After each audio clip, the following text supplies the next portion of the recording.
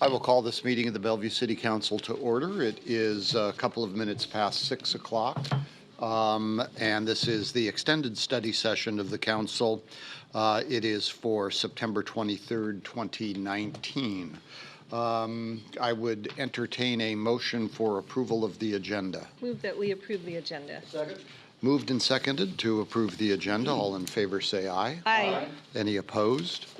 The agenda is approved. I'm not quite sure what the pictures are showing on BTV, but we have a very packed house tonight, and we have some incredibly distinguished guests sitting up here with us tonight, because it's a very important time. It is back to school time. And there are lots of ways that you can get to school. You know, mom can pick you up and drive you. You can take the school bus. You can do all sorts of different things. But one of the best ways to get to school, and a way that I did an awful lot when I was going to school, is to walk. It builds healthy bodies, gets your mind all ready to go for a great day of school. And when you're tired coming home from that, it'll get you ready for an afternoon of play. and it was uphill both ways. So I have the benefit of reading a proclamation for International Walk to School Day. We'll then take some comments from our young guests, and also from one of the folks who are with them, and then we're going to get a photograph taken, okay? Whereas all children benefit when communities take steps to make pedestrian safety a priority, and whereas physical activity plays a leading role in reducing the rates of obesity, diabetes, and other health problems among children, and being able to walk or bicycle to school offers an opportunity to build activity into daily routines, and whereas an important role for parents and caregivers is to teach children about pedestrian safety and the health benefits related to physical activity. And whereas Walk to School Day in October has proven to be helpful in encouraging children to safely walk to school or to the school bus, and in creating and promoting local safe routes to school programs across the United States and even globally. And whereas walking and bicycling as modes of transportation can relieve traffic congestion and offer environmental benefits, and whereas children, parents, and community leaders around the world are joined together to walk to schools and improve walking and bicycling conditions in their communities. Now, therefore, I, John Chelmanack, Mayor of the City of Bellevue, Washington, and on behalf of the City Council, do hereby proclaim October 2nd, 2019 as International Walk to School Day.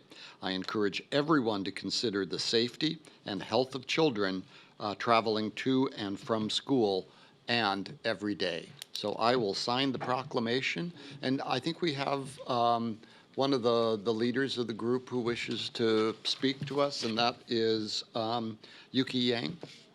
Yuki, would you like to come forward? And they've kind of taken all of the seats, but if you would get, could you actually, Jared, could you actually, maybe if you could get nearer to the microphone, that would be great. Even though if you're going to face that way, that's okay too. It should pick up. It's okay. I can speak loudly. Oh, sure. Yeah.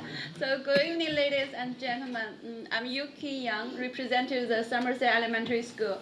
So I'm here on behalf of all Bellevue school children. So this year we have 13 schools holding walk to school events. This is the most ever. Yeah.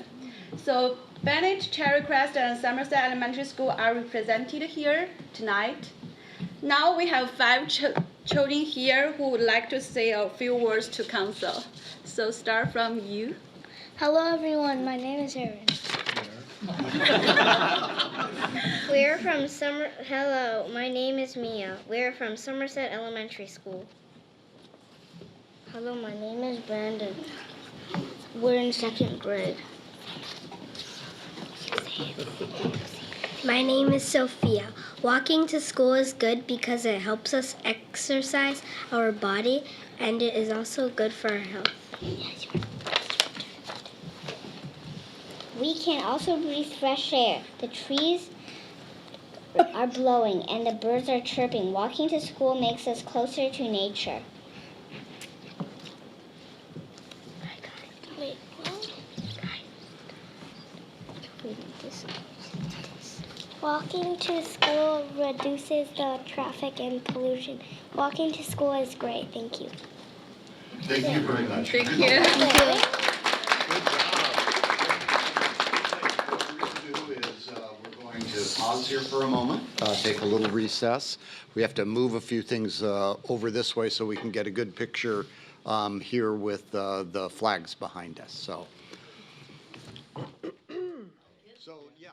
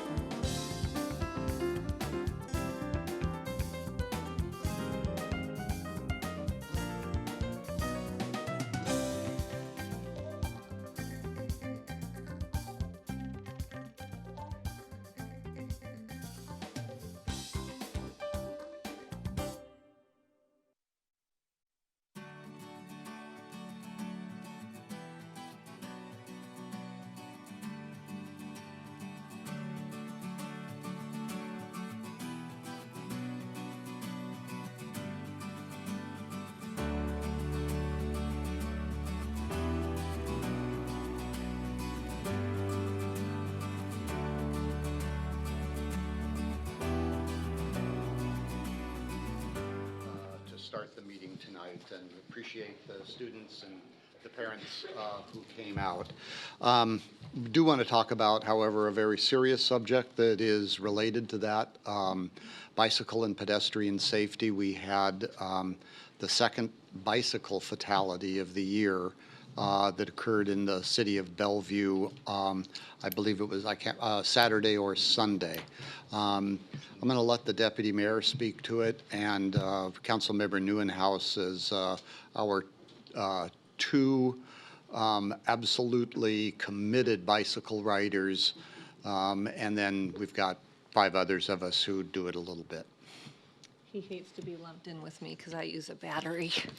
But anyway, I appreciate the opportunity to speak to this because Councilmember Neuenhuis and I both just felt like We'd like to find if there's a way to educate the community, the cyclists and the drivers, of the rules of the road and common courtesy, and how we can increase safety for everybody. And as we see more cyclists riding bikes, I think a lot of drivers may be surprised and not expect to see cyclists where they will be seeing them more and more. So until we get all our bike lanes in, we need to be very, very careful. So, Councilmember Newhouse. Thank you, Mayor. Thank you, Deputy Mayor, for just bringing attention to this issue. We hate to see 2 fatalities within about a month and a half. And as we always encourage a multimodal approach to our transportation congestion issues, hate to see that. And I just think it's good for the public to be aware that we're aware of the situation, and we're always, advocating for cyclists and bicycle lanes where appropriate. But I think there still is, and we don't know all the details yet of Sunday, so we can't jump to any conclusions. However, certainly whenever something like this happens, it's always a tragedy. But whenever we can help further educate both cyclists as well as drivers, because Deputy Mayor is correct, there are more cyclists on the road now more than ever, and that's only going to increase in the years to come. So I'm just glad that we can shine a light on that, and perhaps in the future develop programs to further educate, to hopefully prevent tragedies like this from happening in the future. Thank you. Thank you, council members.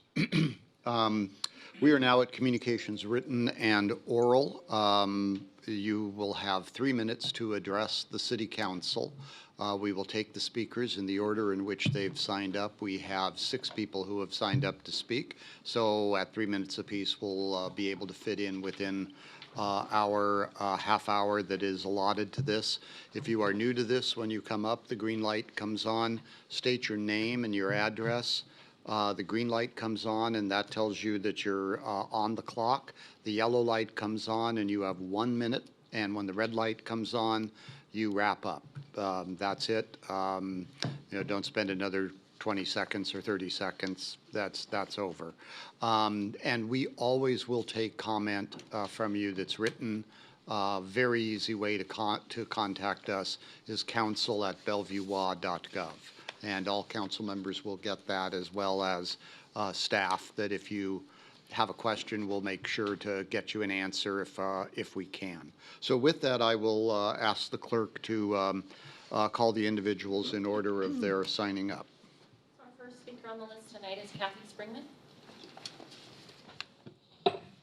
Good evening, council members and staff. Thank you so much for the opportunity to speak to you today. I'm Kathy Springman, 5011 125th Avenue Southeast, Bellevue, Washington, 98006. And I live in the Newport Hills neighborhood. And I'm speaking to you tonight in support of keeping the Newport Hills Dog Park, as we call it, on Southeast 60th, and keeping it at 1.75 acres, which is the size that staff originally proposed it. And I understand from other residents who attended the last city council meeting that y'all are talking about reducing that size. I also wanted to invite all of you, but particularly those of you that live in South Bellevue, to attend the community park meeting tomorrow night at Newport Hills Swim Club at 6:30 to hear from the dog owners yourselves. So as a spouse of a former city council member and a volunteer on many city projects, I completely understand the city's need to balance parks for a multitude of users. But not every park must have the balance within that property. So I really encourage you to think about balancing the needs of city residents across the entire park system.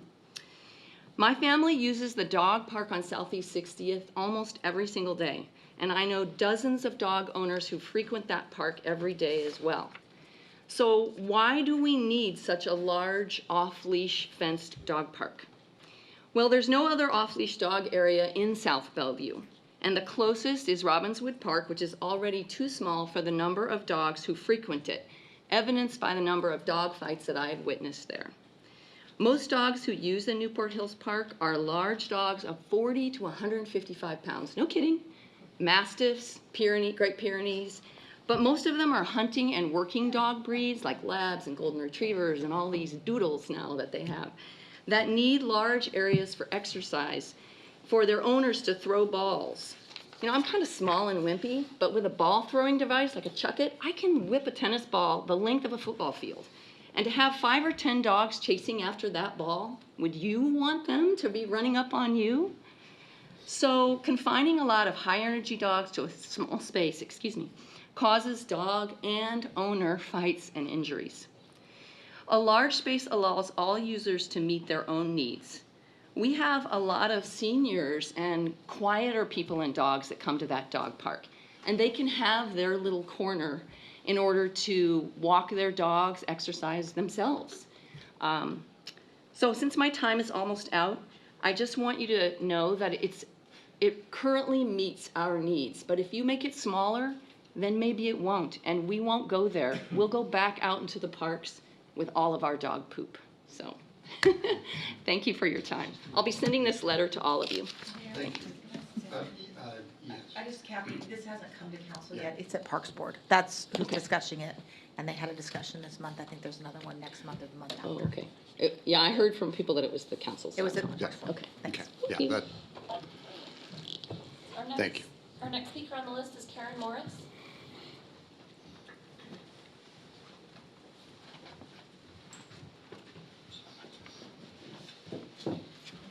Karen, we have your written testimony here, thank you. You're welcome.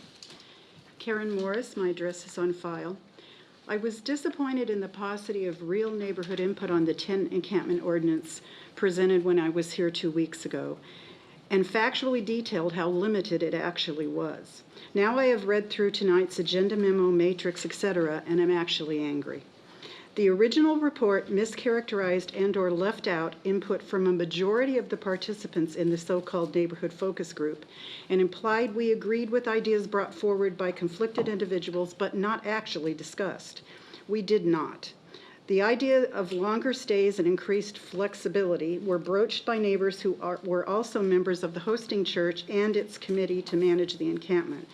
They were not speaking from a strictly neighborhood perspective, and no one else was there from that neighborhood.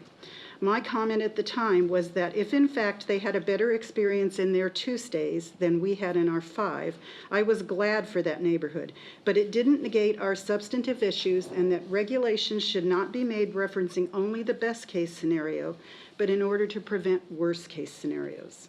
Others brought up the need for increased accountability and oversight more than once. That was certainly not meant as agreement to more flexibility, and I am stunned to see it presented that way. To be extremely clear, my neighbors and I are very opposed to many of these recommended changes. City officials were made aware of the many issues during our 5 experiences, and we have tried very hard to work through them over more than 13 years. Change has been too slow and too incremental, leaving large ongoing issues. Now the proposal is to reward those who have been so recalcitrant, like Cher, by including major changes they want and none that we do. We were not even told about the changes being considered except for the extension to 120 days. No mention was made of the shorter gap, the 5-year permit with no substantive opportunity to address issues that whole time, or what appears to be the dropping of the ID requirement and with it adequate warrant and sex offender checks. This would result in another low-barrier 100-bed shelter in the middle of single-family neighborhoods surrounded by sensitive uses. This in addition to the one we were already told was adequate. The 2 changes which appear to be tokens for the neighbors are not changes in practice at all. The litter patrols were dropped already, and after permit meetings during stays were held before and were essentially useless. Far too much burden has been borne by my neighborhood already, and these changes will make it much worse. Council needs to rethink this and be fairer and more even-handed based on the bulk of the experience. Our LUPA does not prevent that, and I would really appreciate more even-handedness from the staff also. Thank you for giving me 3 minutes. I will need more of your time soon. Thank you. Our next speaker on the list is John Morris. And thank you for the written testimony as well. All right. Thank you. Which microphone? Either, any? Either, maybe just hold that one over forward. Thank you. All right. My name's John Morris, and the address is on the piece of paper there.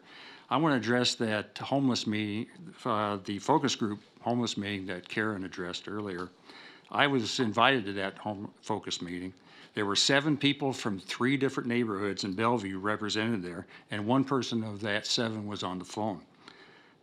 At the meeting, we were asked to give our whole experience that we'd have and a brief history of the homeless encampments in our respective neighborhoods.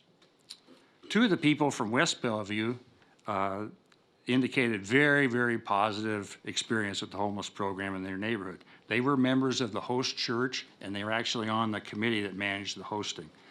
3 other people and the person on the phone from East Bellevue Crossroads area, which we're part of, indicated their experience was far less cooperative. Several examples were given of actual negative experiences from their encampment and even from the hosts. These 4 people asked for improvements and increased oversight and accountability. That was it. That was the entire meeting. We were thanked by the Bellevue City Police for our frankness and time we had taken to talk about the homeless situation.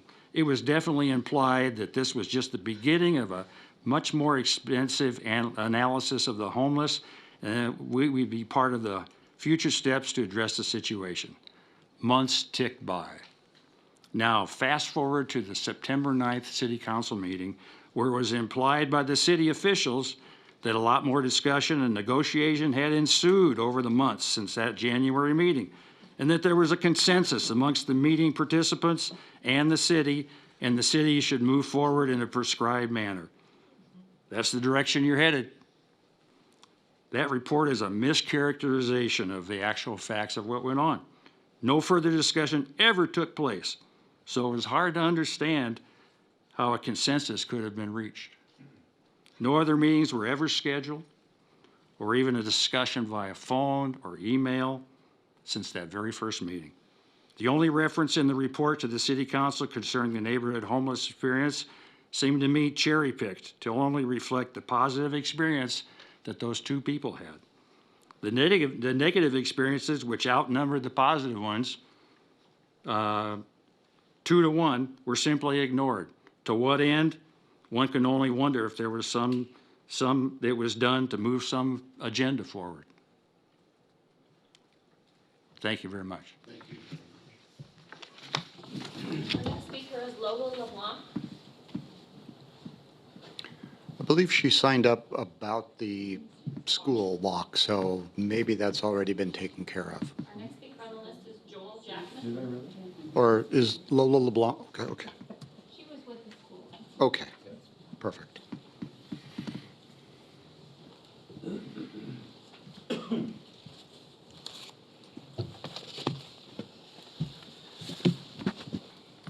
Hello, I'm Joel Jackman, 122 157th Avenue Northeast in Bellevue. And I live real near Temple, B'nai Torah. The tent city is about 50 feet behind my house. I was at that focus group that the 2 previous speakers spoke about, and I want to say that I concur with what they said about how it was run and how it appears that I don't think that the neighbors in our neighborhood anyway, I don't think that what we have said there at that meeting was fairly represented. I want to go on to say that I do think that some of the things that are being talked about in the plan, like the extra flexibility, the length of stay, and something I read about a 5-year permit is something that I would oppose as a neighbor. I think that we need more of an opportunity to have some, not a low barrier, but a higher barrier where you can actually make sure that you're restricting the camp to the kind of people that are going to be safe in the neighborhood. I have a friend who works in the area around Wajimaya and Bartels, and there's that homeless facility over on, I think it's 116th, and he's had a number of run-ins, a lot of problems, and I've been over there at times in that area by Wajimaya and such, where there's homeless people hanging out there. Nasty stuff. I mean, I don't want to even describe it. Some of the stuff that goes on there, pretty foul. And so I really think that we do need some controls to restrict the kinds of people that are going to be in our neighborhoods. And that's all I need to say. Thank you. Thank you. Our final speaker on the list tonight is Alex Zimmerman. Thank you very much.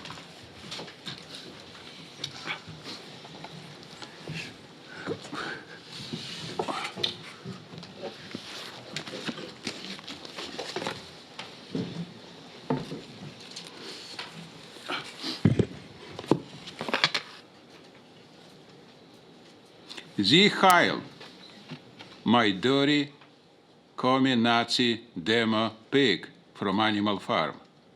A fascist, Gestapo, anti-Semite, and killer. My name is Alex Zimmerman, I'm president of Stand Up America. What is I want to speak right now about Seattle fascism. Seattle fascism go bigger and bigger. It's a cancer right now, who nobody can stop it. Is this cancer spread right now to King Country? And for another year, and I never make mistake in politics in my life, will be spread around our state, Washington, and we slow by slow will come to #1 fascist state in America. For 250 years, what is I know? Is this exactly what has happened? So right now I speak to this 250,000 freaking idiot who live in this very rich, very intellectual, one from most rich intellectual city in America, Bellevue. My question very simple right now. When this 150,000 idiot will be acting like a slave, like a cockroaches, we never stop in fascism. America is not country for fascism.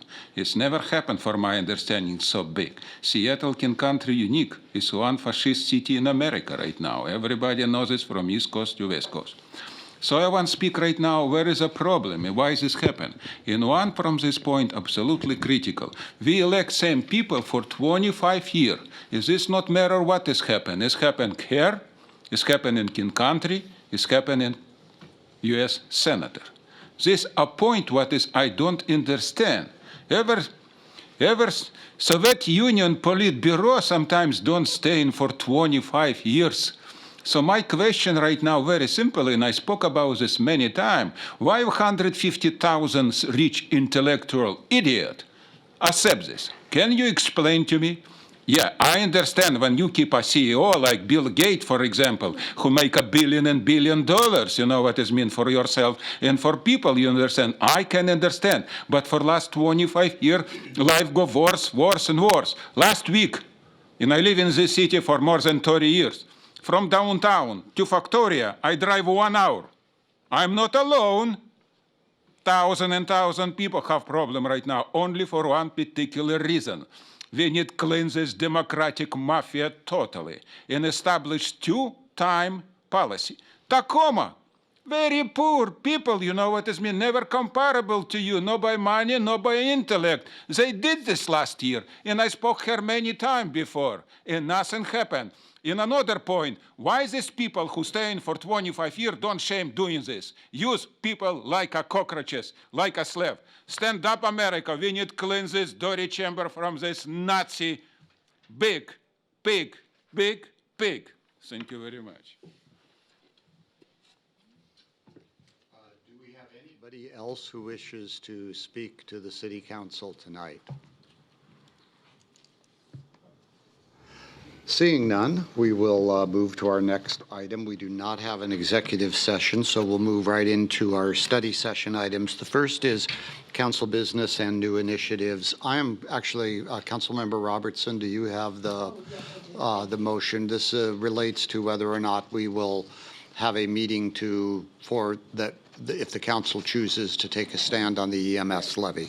So just to remind my colleagues, I was the liaison or the Bellevue council member representative of Bellevue on the EMS levy task force, and the levy is really very positive for not just King County, but particularly for Bellevue. And so I had asked that we consider taking a position on the ballot, and I'm going to make a motion that we do so at our next council meeting. So I move that at its October 7th regular session council meeting, that the city council vote on a resolution to take a position on King County Proposition 1 on the primary election ballot, the Medic 1 Emergency Medical Services replacement of existing levy, and allowed 10 minutes each for the campaigns supporting and opposing the ballot measure to provide testimony and to allow individuals 15 minutes per side to speak in favor and opposition to the ballot measure. Each speaker to have no more than 3 minutes to speak. It has been moved and seconded that we follow that practice, which is our adopted practice and our accepted practice, the one that we follow and meets the requirements of state law. Is there any discussion on the motion? Councilmember Lee. Thank you. As most people know, I usually am very concerned about anything to do with money and the position the city takes, and city council especially, on behalf of its citizens. And so I don't normally automatically, go along with the council approving or supporting or even discussing, the endorsement of any King County levy, because I think that's a citizen decision that they can make, and we can comment on it, we can talk about it, we can share information. I think that's all legitimate, that's very good. Our role is to inform, educate the public. So that's my position. But on this particular one, my point is proven. I don't want to go into the details, what benefit we have. Yeah, the position I take is, yes. Will we consider? I understand, thank you. But EMS, I always strongly support it, and I've talked to the staff. I know what this does for us and how important it is for the citizens of Bellevue, and I think we get our money's worth, every dime of it, because without this, we're not going to get a emergency medical service as we are so proud to claim, that's Bellevue. So I support it. Okay. Thank you. That's good, because they have a little note on there that they can put in as to those who don't support it. It just takes a little longer to get to. I'm just kidding, of course. Okay, so is there any other further comment? Okay, seeing none, we'll call the question. All those in favor of the motion say aye. Aye. Any opposed? The motion carries unanimously, and we will make that consideration at the October 7 meeting. Thank you. Okay, we are now moving to the next item. We're going to get an update on the I-405 master plan, and I'll ask people to come forward, but I do want to say, given that a couple of council members I know have an early call in the morning to be out at an event, we're going to try to wrap things up by about 9 o'clock tonight. So this is an informational, unless there is a absolutely burning question that you have to ask, I'd really appreciate it if we took the information, took it in, and then were able to kind of move on after maybe a question or two, and not all 7 of us having to say how much we like driving on 405. I will say that at least if it took Alex an hour to go from downtown Bellevue to Factoria, he could not add to his amount of 110 traffic tickets that he speaks about here. So that's a good thing of having for him. All right, I am going to turn it over to Brad Miyake. Thank you, Mayor and council members. As you mentioned, this is an update on the I-405 master plan. Having said that, no formal direction or action is being requested of the council this evening. As you mentioned, it's an update. And just by way of background, the master plan was actually adopted in 2002, and this evening the council will be receiving an overview on recent activity of the master plan, as well as including the status of projects on the I-405 master plan and legislative action of the 2019 session, and an update on the I-405 construction schedules. Joining us this evening is Joyce Nichols, our Intergovernmental Relations Director. And with that, I'm going to turn over to her to make the introductions of the staff this evening. Move right into the presentation. One thing I would preface the presentation with is that over the years since before that master plan was even developed, Bellevue has benefited through its partnership with WashDOT. We sit down with WashDOT, we work out issues. The legislature expressed, I think, considerable confidence over the years in our ability to carry out this plan. We've received consistent funding. That's part of the good news story tonight that is going to be shared with us by Kim, and you know Kim Henry. He's been here many times. He's the program administrator for the I-405 167 corridor, and with him tonight is Lisa Hodson, and Lisa is his deputy, and she works on this program as well as the deputy administrator, and you all know Andrew Singalakis, who's our transportation director. And I'm just going to move right into Kim and Lisa's presentation. Great, thank you, Joyce. Thank you, Mayor Chominak and members of the council for having us here tonight. We're really pleased to be able to come and talk about the program. I would just like to maybe reintroduce Lisa again here. Lisa's been working on the program for, I think, 17 years now.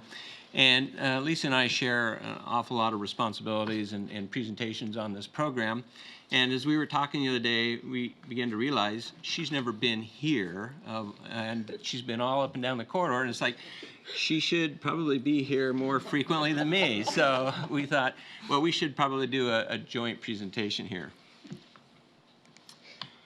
So Joyce talked about the master plan that we have for 405, and so we do have that master plan, multimodal, multi-agency plan that we adopted in 2002, but we also have a 167 corridor plan. That corridor plan is much more of a highway-focused plan as opposed to the multimodal, multi-partner plan that we have on 405.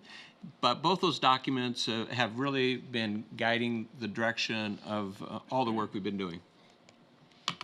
So this last year, the state legislature took some really significant action, and that was to provide permanent toll authorization on 405 and 167 to really create that opportunity to have that 40-plus mile corridor that we've been working on for a number of years now.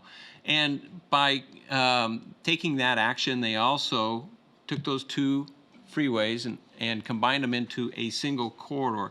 And what's really important about that is then all the toll revenue goes into a single corridor account, which allows that revenue to then be spent back on those two freeways. And so it's not divided into a 167 account and a 405 account. It is a single total account. And then that revenue, they also took the next important step of allowing bonding against that revenue as well as future revenue, which allows us to move forward with a number of different projects, and Lisa's going to highlight some of those projects here tonight. And then they also asked to take a look at a couple of different studies, and one of those studies was, will 2+ carpools potentially pay for those bonding plans that the legislature put together for us? And also, they also asked us to take a look at the 167 corridor plan and convert that into a master plan that is similar to what we have on 405. So they had set aside $3 million out of the toll account for that 167 plan to create that master plan. And that's really important because the cities in the valley were very concerned that they would not in the future get equal consideration if they didn't have a plan at the same level of development as what the 405 plan was. And so we're now moving forward with that plan and working with all the cities to develop that plan that would be similar in nature to what we have here on 405. Because the legislature took that action in the last session that allowed us to go forward, and we have full toll authority now, we're able to open bids on Renton to Bellevue. That is one of our most significant things that we've been working on for a long time, is to get that project going forward. When we put this project out, we allowed the contractors to be able to bid a maximum of $710 million. And so the good news to report is that we got a bid about $5 million under that maximum price. So that means we are now able to move forward on schedule. It also means we're going to be able to meet all of our partners' schedules as well as we work through the different parts of the project here. I think I've probably showed this slide a couple different times, and it's just to highlight what the scope changes are for this project, or what the overall scope is with this project. And it's adding one new lane in each direction that starts at the 405-167 interchange in Renton and comes all the way into downtown Bellevue here to the 6th Street interchange. And so that one lane in each direction will be coupled with the HOV lane to create that dual express toll lane system. There's also a couple of green lines on that map. That represents where there's going to be some auxiliary lanes. We have some real merging problems and congestion problems southbound between I-90 and 112th, and so the extra capacity through there is really going to smooth that merging out. And the same thing between 44th and 30th in the southbound direction. We've got some projects that we're working on with our partners as part of this. And one of those partner projects is the East Trail. We will be building about 2.5 miles of that trail. We wanted this work to be done early, and so this will be the first piece of work our contractor is working on to get the trail built between 44th and the Coal Creek vicinity, and then also that crossing where the old Wilburton Tunnel used to be. So those are the two major pieces or sections of that trail. Then the other major piece here is, see if I can stop this just right, is the 44th interchange. We've been working with our partners at Sound Transit to create inline transit stops for bus rapid transit. And so this is creating access in and out of the express toll lanes right to the middle of the interchange. And if you can see on that picture right there, there is a bus that is just getting ready to pull up to where the transit stop will be. This is really important to the overall performance and operation of bus rapid transit, so that the buses are really just stay on the facility, stay on the freeway, they pull up, they drop people off, they pick people up, and then they continue right back into the express toll lanes. This facility will also allow access in and out of the express toll lanes for all HOV traffic, as well as anybody who is using the express toll lanes as a toll-paying user. I'll restart this, and you can actually see the bus coming through the intersection. It'll pull up there and stop, and then it'll keep moving. I also like to point out that this is traffic forecasted for 2045. And so when you think about how congested that interchange is today, and then you look at the level of congestion, it's really the difference between the type of signal operation or intersection operations we have, and then with the roundabouts, how that really helps the traffic, and with the extra distribution of that interchange coming in and out of the express toll lanes, it just really helps the flow of traffic throughout that area. Another major piece or component from interchanges that we're getting in this contract is a direct access at 112th. And so this is another important piece. It was not in the ST3 package of improvements, but we are working with our transit partners to figure out what we can do, and there's strong interest in doing that. But this is the proposal that we got from our contractor, and it's not quite as complex of an interchange because it's a little lower volume, so you only see one roundabout on this particular interchange. But then we have the direct access that comes right up and to the middle of the interchange, and so this is also going to provide another great opportunity with the park and ride lot that's already right there beside it. I'm sorry, at this point, I am going to turn this over to Lisa to talk about some of our new projects. Great, thank you. So Kim had talked about the legislative session and Bill 5825, and some of those projects that were listed, we're going to start in the most southern portion of our program, so down south in 167. And so funding was made available through that bill to extend the HOV system that's down there, so around the 410, 512 interchange up to is this northbound? this north, excuse me, yes. So, and up to about 18. And so out there today, we have 2 general purpose lanes, and then with that added capacity, we will have an express toll lane out there, and it'll open up as an HOV to start with, but the express toll lane managed system will come online about the end of 2023. In addition, the southbound direction has a companion project as well, so the extension of the managed lane from about Jovita Boulevard down again to that same interchange at 410 and 512.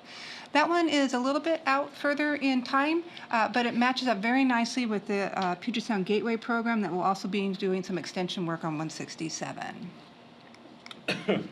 And again, 2 GP lanes in that area, and we'll have 3 lanes when that project is complete. And then moving up into the northern area on 405, this is the 85th Street project. This is a project that was funded through Sound Transit 3. This project, Sound Transit asked WashDOT to design and construct that for them. And so right now we're in the preliminary engineering and environmental phase with construction being complete in time by the end of 2024 for bus rapid transit to come online.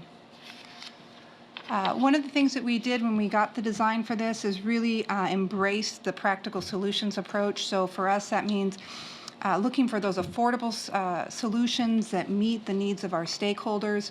A lot of time was spent with workshops and charrettes and out and talking to the community.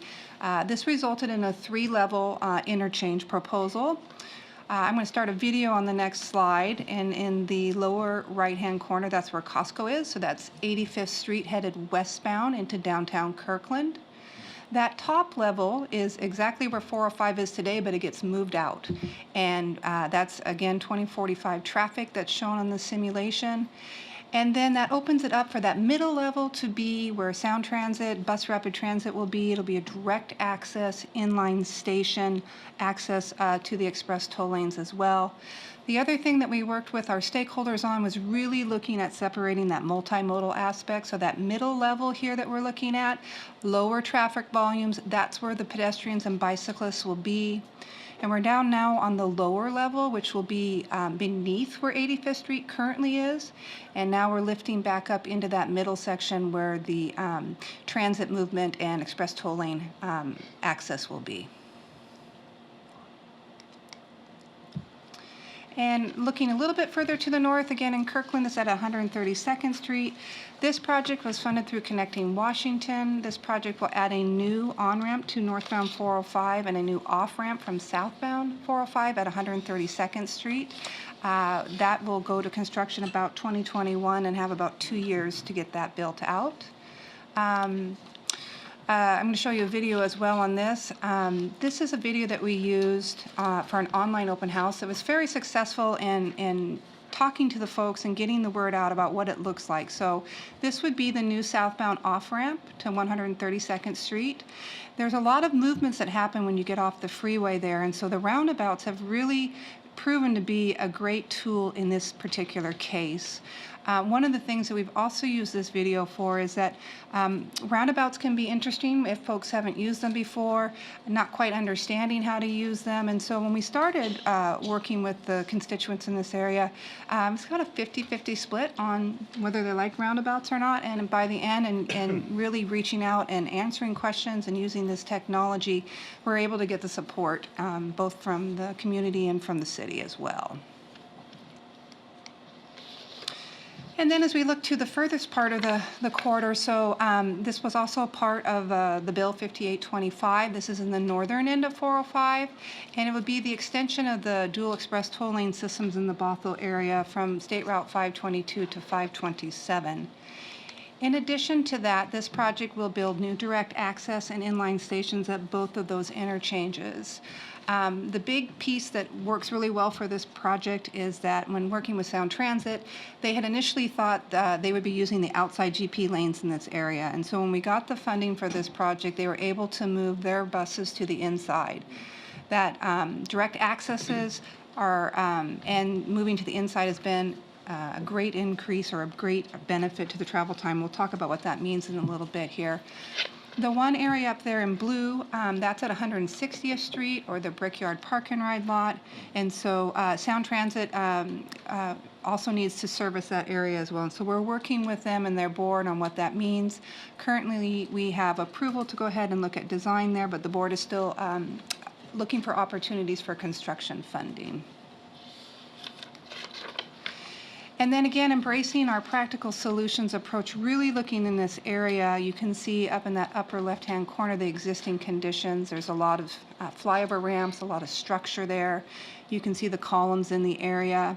There's sensitive areas, the Sammamish River and trail system in that area. And so when you start touching those things, those are pretty costly. And so we were excited as we moved through this process to be able to save most of that infrastructure, and so we are going to repurpose the northbound lanes for the southbound express tolling system, and so we just need to build a new bridge to accommodate the new northbound traffic.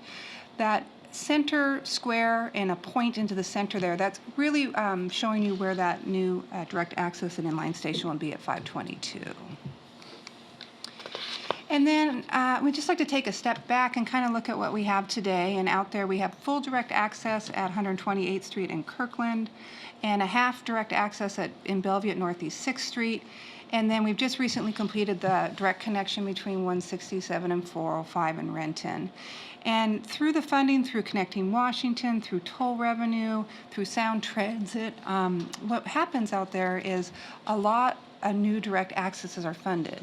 And these will be built over the next 5 to 6 years.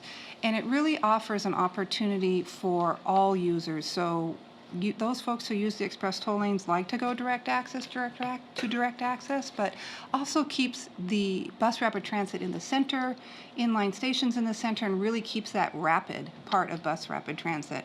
And then the other piece of that is when you start to remove that weaving, the GP lanes also start to function better as well.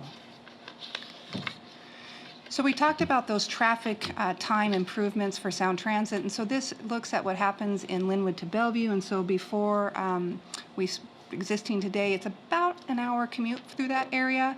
As we looked at the ST3 package, they got some refinements in there. That time got a little bit better. Once they got funding for that, they also looked at some more refinements and got better. But really, when we brought in that North End project, that cuts the travel time in this area by about half. So we're pretty excited to have that come online as well. And with that, I'm going to turn it over to Kim, and he's just going to wrap up on future for us. Okay, thank you. Maybe before I jump into the future, though, I'll talk a little bit about the schedule. And one of the things I wanted to just point out is the projects that we had prior to this last legislative session were the ones that are shown in gray. And then with what we got out of the legislative session and what is being funded through the toll revenue coming back into the corridor here are the projects that are the green projects. There is a red vertical line there, and that red vertical line indicates when we think we're going to be needing bonding sales in order to fund those new projects. But we are in the middle of an investment grade traffic and revenue study that will really define exactly when that will be. So that is work that's underway still. The 522 to 527 that has a red box around it, we like to highlight that because that's the project that's really driving the critical path on bond sales. And so overall, there's a lot of work going on, and so if you notice there's a kind of a shaded area between the middle of 2019 and the end of 2024, so the next 5 to 6 years. You look at all the projects that fall within that shaded area, and what that really represents is that we're going to have over 40 miles of this corridor under construction in the next 5 or 6 years. So that's going to be a difficult time for all the commuters, and I'm really excited about some of the things our contractor is going to be doing to minimize those construction impacts. But nevertheless, whenever you're out there and doing construction on the roadway, there's going to be impacts. But at the end of that, this is going to be a significantly different corridor than from what we have today. We've done a lot of projects where you get benefits in some part of the corridor, and people who use that part of the corridor then get those benefits, but if you don't travel through there, then you don't even know that it happened. Well, this particular time, we're going to see everything really essentially change from Puyallup to Linwood. And so that was really a huge lift for the legislature, but it would not have happened had not all of the stakeholders from the corridor really come down and given support to the legislature, and there was that constant support for every single hearing that happened, and there was support from the council, and I just want to say thanks to everybody who came down. It really, really is going to make a difference for the users, so thank you. And we're continuing to update our overall progress and change the percentages based on the changes that are coming. And so with the new funding, we've just been updating this, and we'll continue to do that as more things change over time. And then I just want to highlight a couple of projects that aren't yet fully funded, and so there needs to continue to be that master plan work yet that's still on the books. And one of those important projects is on Highway 520, 124th interchange, just on the east of the 405 interchange. This interchange will have an impact on the operations of the 405-520 interchange. A lot of traffic will use this as opposed to having to go through that interchange. So it's an important project, and it's funded for both the design and the right-of-way, but it is not yet funded for construction. We just have the authority on funding from the legislature to start that work, and our first thing we want to do is go through a practical solutions review and see if there is some type of solution that still meets the original intent and needs of the stakeholders, but is a lower cost that will make it easier for the legislature to fund. So that is work that we'll be getting started on here over the course of the next several months. Then there's a number of other projects throughout the area here in Bellevue. We have major interchange-to-interchange work yet to be done at 520 and I-90. We've got a number of different projects throughout Bellevue yet that we're continuing to work on. And so as those opportunities become available for us to start on those, we'll be coming back to the city here and talking about that. So with that, I'll open it up to questions. Great, thank you. And thank you for the really great work as well, sticking with the 405 project. There were some bleak days on that, but I think that a great coalition formed to be able to move that forward and to be able to move forward, all of our interests, especially through a number of the corridors, both north and south. So it was a really particularly good week. Work. I've also got a meeting I know on my schedule with the chair of the transportation, House Transportation, and some of the stakeholders on that 124th project. But there are more projects that need to be done too. Could you just touch on a couple of those? I'm thinking here the braided ramps, Main Street, or Northeast 2nd. Sure. And when the blank check gets written. And it's the blank check part that I'm not sure about. So we have, we built the Bellevue Braids a number of years ago, and there is a companion southbound project that goes from 520 to 10th as well. And so that project is one that still needs to move forward. We also have additional, so that would provide a half diamond type of access to and from the north, in this case, to 520. And then on the other end of downtown, there's plans to be half diamond, which would provide access to and from the south, coming off of 405 to also into downtown Bellevue. Those projects right now today don't have any funding, and so there is still a lot of work to define what those projects ultimately will be. Once those projects get formulated, we will of course want to look at what are the current land uses, and what is the city's long-range interest in those areas. And then there will be a lot of public outreach on those as well. The projects at either 520 and I-90 are high benefit projects, but they also are very high cost projects, which is one of the reasons why it's really hard to take on the interchange to interchange, freeway to freeway type projects. But they remain high priorities for us. They were on our list in 2013 when the legislature was considering the Connecting Washington the first time and went through the conversations, and they didn't move forward. And I think we have a very good set of projects that is going to make a big difference, but those are still some important projects that are out there for us. So we've got still a lot of work and activity to do. And I think there's like some stakeholder work that may go on, especially about the half interchanges to the south.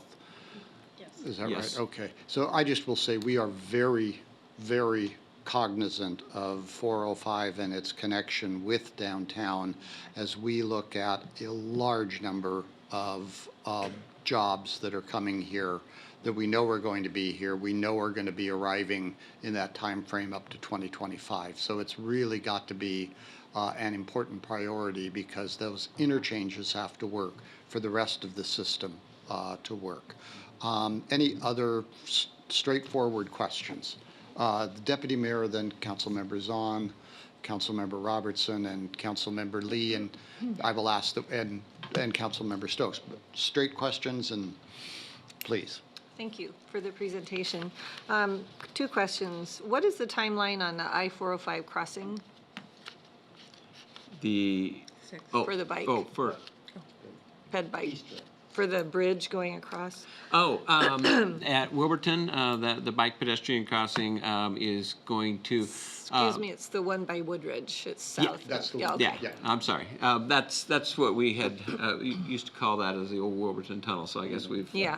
And that is one of the first items of work that will be under design, and construction will start next spring, 2020, and it will take a season and a half. So it will wrap up in early to mid 2021.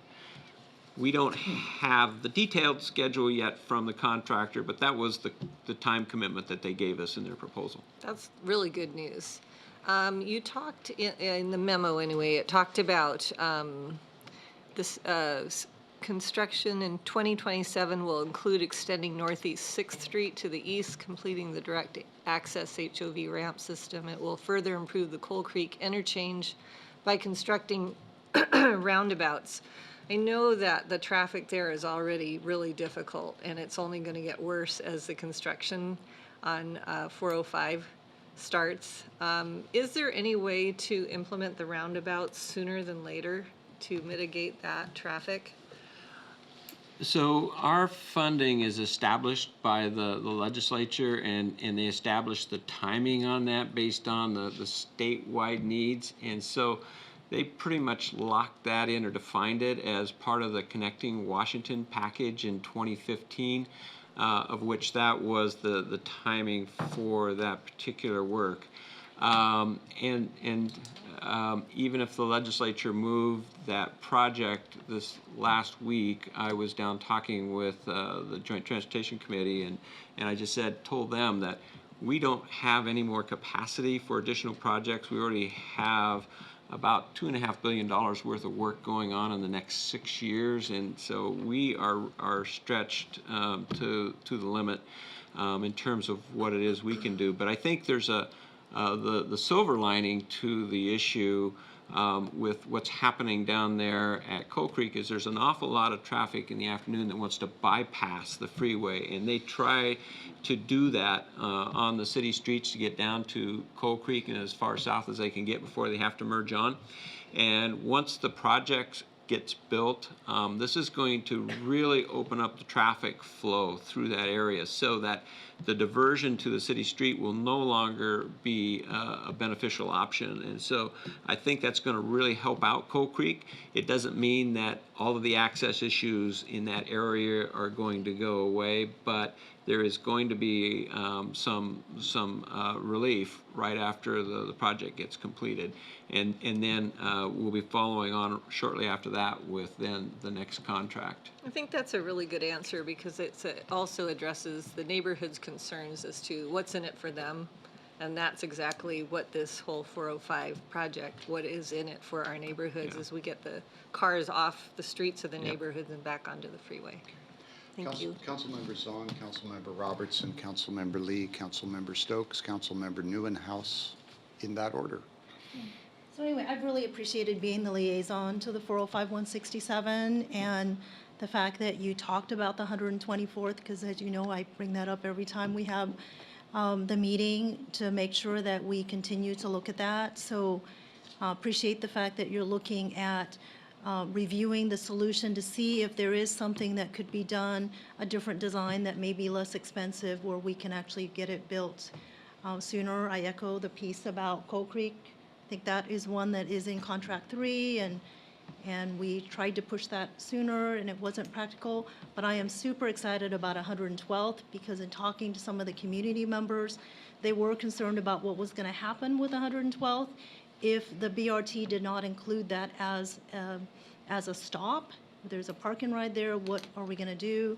So the fact that that is now in there, if we can make sure that from a BRT standpoint, we actually get funding so it can actually operate as an inline BRT stop. So super excited. Thank you so much for the continual push to make sure that things, traffic keeps moving up here. The fact that we're looking at half of the time to go from Linwood to Bellevue when in 2024 is tremendous. So look forward to it. Thank you. Councilmember Robertson. Keep it short because we've got a lot on our agenda. We're trying to go short tonight.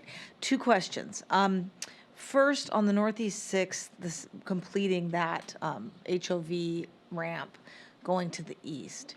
It looked like from the materials that it would connect down to 116th, but I thought, and this might be a question also for our transportation director to answer, I thought that was supposed to land at 120th.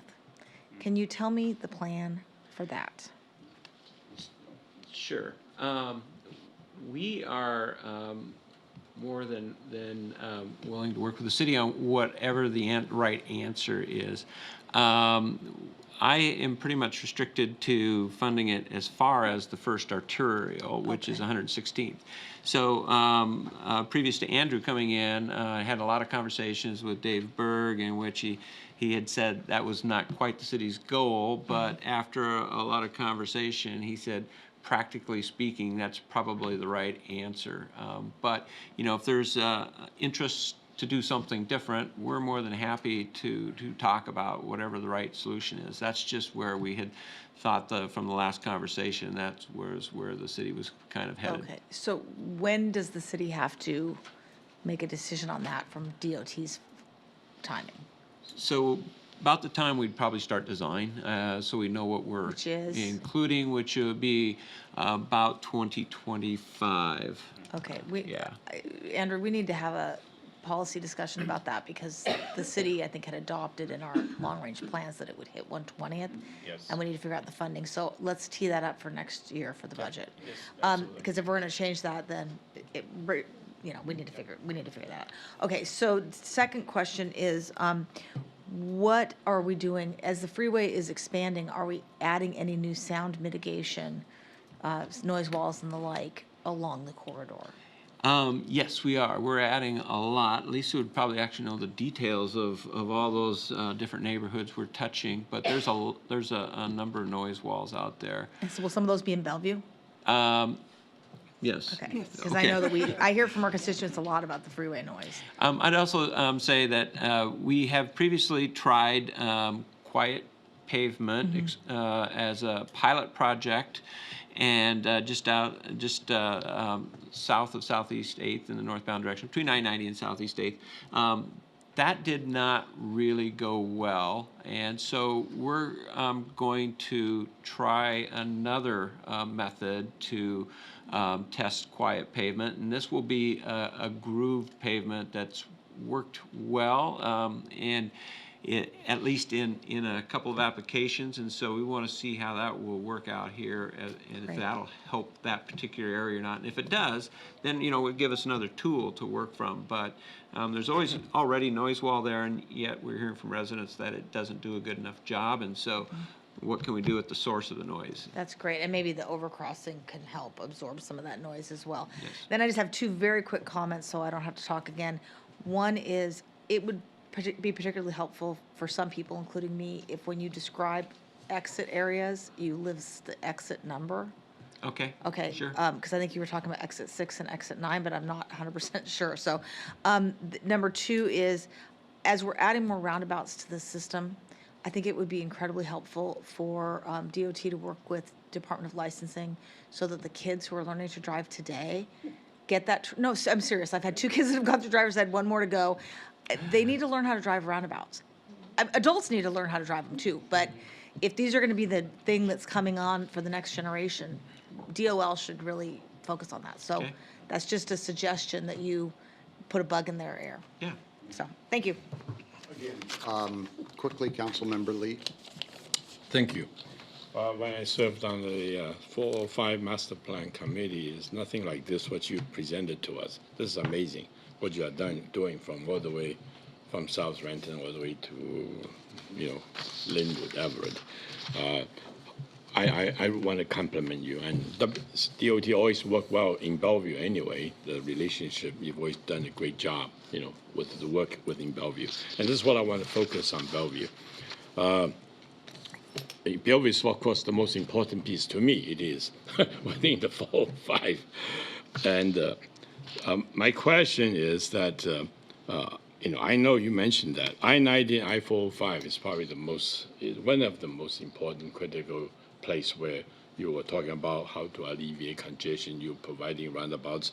You mentioned about Northeast 44th, the South Renton. You mentioned about Northeast 85th. You're doing a lot of good stuff. But, in Bellevue, I think we need to focus on that, even though it is probably more expensive, more costly. But I think if it's in high priority, we need to make sure we get the money to do it. It's high priority. We got to do it first, right? We got to get the money to do it. So I just wondering if there's any sense from you what is waiting to start working on I-90, I-405 intersection. Is there any thoughts, likelihood? So I don't have a good sense of when the legislature might have an interest in talking about those particular projects. And so I think that's going to be something we all collectively need to just watch, the conversations with the legislature and what the next steps might be. I'm pretty confident that the bonding package that they just approved will pretty much reach its limits with the toll revenue that's coming in. It's about $1 billion worth of projects, so that's a pretty big bond package. And so I think for the near term, we're going to be fairly tied up in that. But the good news is there will be freeway lane capacity into downtown Bellevue. So that's maybe not all the access everybody would like. But we're going to have the freeway capacity, and one thing we are doing at I-90 is improving the capacity of the ramp from southbound to eastbound. So the Bellevue to Issaquah trip in the afternoon or whenever is going to have more capacity through there, so that we will be able to address part of the problems that we're having in the interchange. I'm trying to understand. Something like if you design a project and the project becomes attractive to the state legislatures, they might say, hey, this is something we can fund. So I'm just wondering if you might look into that. One of which was most important is come from East I-90, coming to 405. That's a mess, always. I mean, why isn't something done there, right? So if you design some things, hey, legislature, we can lobby it. Let's get some money there. But without a plan, without a design, we have nothing to talk about. But I would implore you to do that. Second question, I think it's also Bellevue. It's I also already mentioned the mayor talked about 124th, from 4 to 520. That's another project. I think we need to really get a design going, look at it, and see what we can do, and then we can go ask for money. Yep. Because all the others projects seem to, follow that route. Finally, the final ones is you mentioned about the Northeast 2nd Main Street. There's some conversation going on.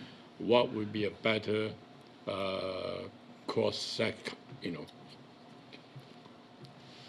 design over there? So maybe you can say something about it. And yeah. If question is the DOT realizing that, working with us so that timing is such that they're not going to say, well, too late, we're not going to consider it, you have to wait for 10 years. Or this is a good timing to do it, if it's possible. Yeah. It's just a conversation. Yeah, So we're what going is to our start a process? planning process, just Yes. to take a look at access to downtown Yes. from 405. Yes. We're still in the process of finalizing what that scope of work looks like, but we'll be coming back to the city council with it shortly, and also to talk about the public engagement that goes along with it. Good. And DOT is fully aware of that. You're working with us. Okay. Yes. Thank you. Yeah, first, just thank you very much for all the work you've done. It's been, and I think you emphasized this, that this is a long corridor and everything works when everything works. And I think obviously the I-90 connection with 405 is one of the biggest bottlenecks there. But that's a lot of money. Right. So, but that's something we really need to really push on, because that, experiencing it both ways, that's the big holdup. But the other thing I want to compliment you on, but also talk about the importance of continuing to have this north to the south coalition working together, because whatever happens in Bothell or Renton or Bellevue, each keeps it blocked up. So it is, and that was, I think you really did help with the meetings you had with the different groups. And I worked with the North End group and the East Side Chamber of Commerce to work on this. And then, the mayor and others went down and talked about, build it, bond it, toll it, bond it, and build it. And we'd come to that conclusion because the whole community got together. So keep up, just want to encourage you, keep up that communications and working with us, because I think that's the key to this whole thing, working. The other couple of questions I had is, what can we do to help with the capacity of WashDOT? I mean, that seems to be a problem. I know that's a whole other realm, but how can we help get some focus in the legislature and on trying to have WashDOT have the capacity to move these projects? And I mean, the time frame we're talking about, the whole world could change, and it would be better if we can speed that up. Which brings to the other question, or I have, is how much, well, looking at the 2050 from PSRC and that, and it's transit-oriented developed, and most of the cities understand that. And that, I think, is going to put a lot more pressure on the system.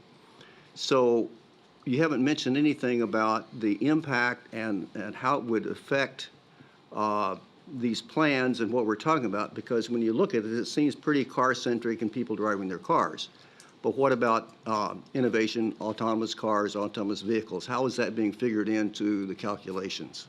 And that's something, of course, we're a leader in and really focused on. So we want to know, how can we help move that? And maybe that will have some positive impact on getting this stuff done.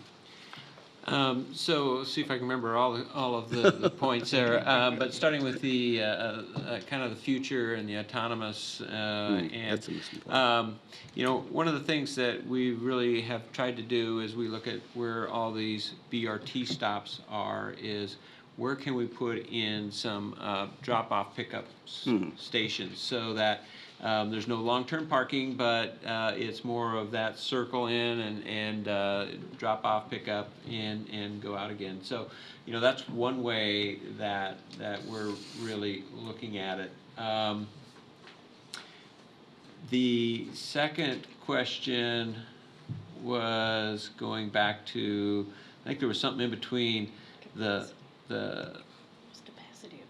Yeah, capacity at washed out. WashDOT. Okay, so, yeah, if you could help us with that, that would be terrific. Well, I think it'd be good for us to understand it, because we don't, I mean, you're not going out all the time saying we don't have the people to do it, but we need to understand that. I think that's part of the advocacy we can do in terms of what you need to get the projects done. I think one of the challenges that we have here in the area is that there is so much construction activity going on. And so between Sound Transit's ST3 package and what connecting Washington and then just all the private development, there is really, really high demand for engineering and construction personnel right now. And that's one of the drivers. And as we get a package like we just happened in the last legislative session, it's a full-time job to try and get out and find that number of people. But it's an ongoing effort, and you know, we'll take any help we can get. I'm not sure that I know how to give you good advice on that, but I think it's a good point, and it's just the resources in the region at the moment. And we absolutely do intend to keep our support group, our executive advisory group, and our technical working groups together. They have been really critical for us over the years, and it's working with that group and helping everybody in the corridor understand what the next priority is and why really means a great deal to the legislature when that group comes down and tells the legislature, this is what we collectively want for this from this corridor, the legislature really tends to listen. Thank you. Okay, Councilmember Newhouse. Actually, Mayor, most of my questions are already answered, so in the interest of time, we can move on. Thank you very much. I do think on the issue of Northeast 6th, we'll have, that will be an issue that's discussed when the Wilburton plan comes back. I believe the recommendation to the CAC was 1/16th. So we will, I know that will be one of the issues that other council members other than I will have to deal with next year. So, thank you very much. Do not be a stranger. You're welcome anytime. And if it helps you at all, I have listened to Alex for approximately 8 days of my life. She's been coming here since about 2006, so if that helps. Thank you. Thank you. Thank you. Okay. Our next, and I'd like to move right into it with time. What I would like to do is just again establish a little bit of a ground rule around this. Leo Floor is going to come up and provide us with a presentation on the regional governance issue. What I would like is let him get through his presentation. We can then ask any clarifying questions that we have. I want to make them clarifying questions, not comments. When he's done, what we will do then is try to talk about what our response should be, how we should be working as this is before the county council, and that's where I think we'll have our opportunity for a meaningful dialogue. So I'm not cutting that off by any stretch of the imagination, but anyway, with that, do you have any more? Oh, I'm just going to go ahead and okay. You teed up quite well, Mayor. Yes, as noted, tonight we have Leo Floor here, and Leo is with the King County Department of Community and Human Services, and he's the director, and this Homelessness Authority plan comes under his purview. And many of you who've been out and about at regional meetings have seen the different presentations that Leo has made, and what he's going to talk to us about tonight is this plan that has been devised to realign the homelessness service delivery program in King County. And he's going to talk about the effort underway between the King County executive and the mayor of Seattle and their respective councils to bring that about. Leo? Mr. Floor, if you could pull that microphone over a little bit toward you, one or the other, yeah, either way, thank you. Or both of them. All right, belts and suspenders. Thank you, Mr. Mayor, Madam Deputy Mayor, members of the council, Leo Floor from King County's Department of Community and Human Services. Acknowledging the fact that Mr. Mayor, you and then Councilmember Stokes are well familiar with this material, though other council members have not seen any of this. So we'll start with some of the baseline. I'll move rapidly, and I'm happy to stop bearing in mind the mayor's guidance on that, but I'm happy to answer questions as we go. So the one way to talk about what the proposal is and isn't, the framing here is that there are two features in our system as it currently exists. So the system that we have now, fragmentation and inequity that we know exist and have been well studied. Fragmentation in particular is a persistent feature of our current system. So as we go back to 2016, and I'll speed through these as the slide builds, but basically every national or local expert that has come to our region and studied our system has come to the same conclusion, which is that the system as currently constructed is too fragmented to have substantial additional progress in our ability to provide homelessness emergency response services in our community. And that this just is one could go on to all those links and see at length how for almost a half decade now we've reached the same conclusion. What you see here is a depiction by the King County Auditor in 2018 trying to render in a simplified fashion the way our system works right now and really to illustrate that fragmentation. What we can see here, just by way of quick illustration, is that you have the Department of Housing and Urban Development at the federal level, King County, cities, in this case the city of Seattle is a primary funder, and then something called All Home, which is a federal required continuum of care that may or may not be something that folks are familiar with here, but one of the things that we're trying to do right now is to integrate these circles into one entity so that these arrows flow from one place to the various providers. What is the effect of fragmentation on our system? It is cumbersome for providers. It is true that right now, as we speak, there are multiple providers of homelessness services in King County who hold contracts from both King County and the city of Seattle and potentially other funders as well, that those contracts fund the same program and the same program provides the same services for the same people. So we have community providers right now who are reporting twice or three times, reporting on different schedules, on different performance measures, being paid on different schedules, and that they are spending that time either duplicate or triplicate reporting instead of providing services. It's just inefficient. We also see we have a system where it's hard to implement change, and so if, for example, somebody wanted to go to Coordinated Entry for All, which is the CEA acronym that you see before you, and wanted to advocate for a particular change to that system right now, there is not one place where you could go to advocate for that change. You must actually, in fact, go to 3 places to begin to advocate for that change, and then 3 separate governments must agree on what that change would be, and then choose to implement it together. The system actually works that way right now. It's confusing for clients.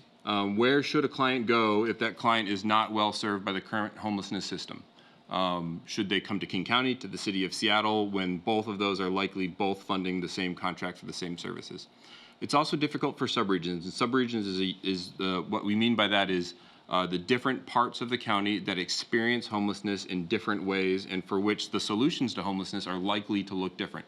So whether it is eastern part of King County, whether it is the southern part of King County, the northern part of King County, downtown Seattle, the different subregions within King County do have different experiences of homelessness. They have different combinations and proportionalities of the drivers of homelessness, and the folks that are experiencing homelessness within those subregions experience it in different ways, and all of that informs the fact that the approaches should be different, and that level of differentiation and specialization is not available within the system today in any coherent or consistent way.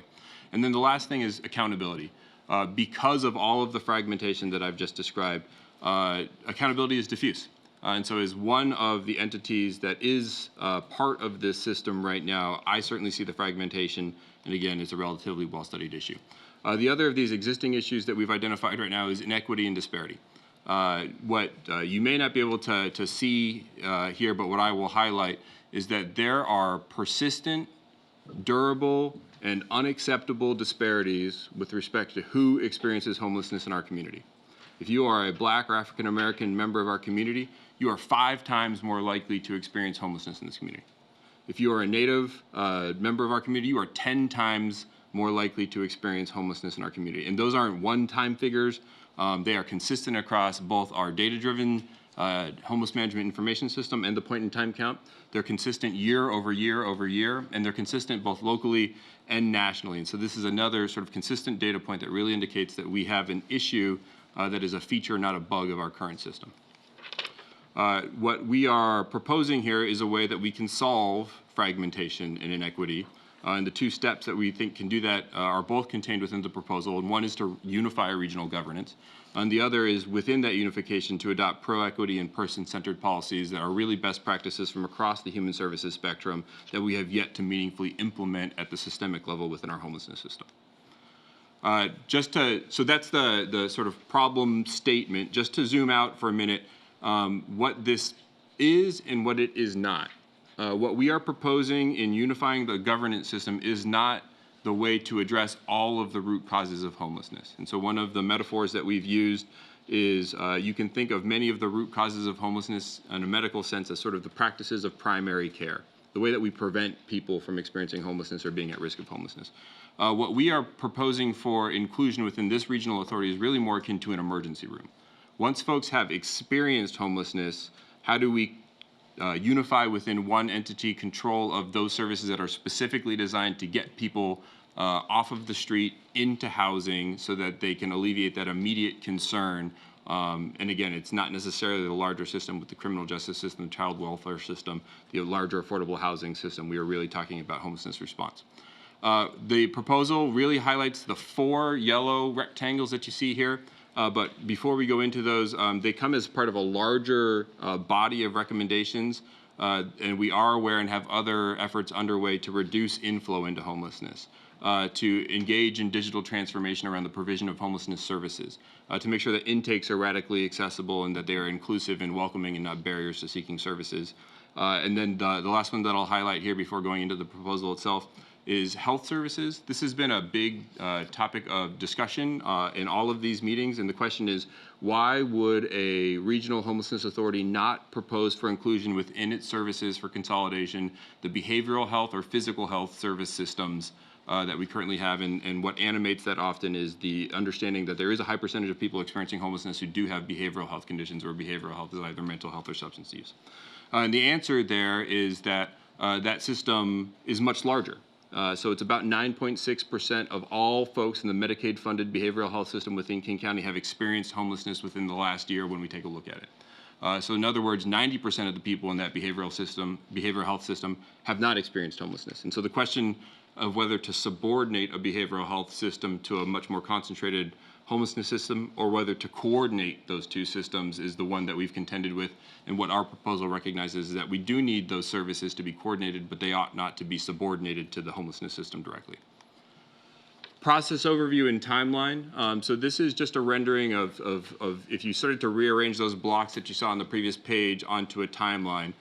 There's really sort of 3 sets of actors that are involved here. So we do have governments, and the governments are seeking to unify the system, and that's what you see within the red rectangle there. Just of note is we do have a number of philanthropic and private partners who are engaged in supporting what they call a regional action plan, and that is forthcoming. And that's going to be a much more largely and broadly construed plan that really addresses more holistically the root causes of homelessness, in addition to how we might operate the homelessness response system itself. And then I think importantly, as we have recognized fragmentation within the government system, and I've illustrated that, we've actually got a lot of movement and I think consensus among private and philanthropic partners that they too are fragmented. That we have many of those private investments that are happening, in the best case, unaware of each other, in some cases in ways that are either working against each other or against government, and not that we all don't want to do the same thing, but with approaches or philosophies or measures that work at cross purposes or that are inconsistent with each other. So as we are seeking to unify at the government level, we also have this process going on with private and philanthropic funders for them to unify as well. Engagement, this has been another topic, and to just acknowledge it head on. The question has been whether or not in the process that began in May of 2018, the process has sufficiently engaged the broad spectrum of stakeholders that can and should inform this plan. So what I've done here is rendered and presented for this council's consideration what those have been factually. It is true that we have certainly been engaged with members of this council, some members of this council for more than a year now.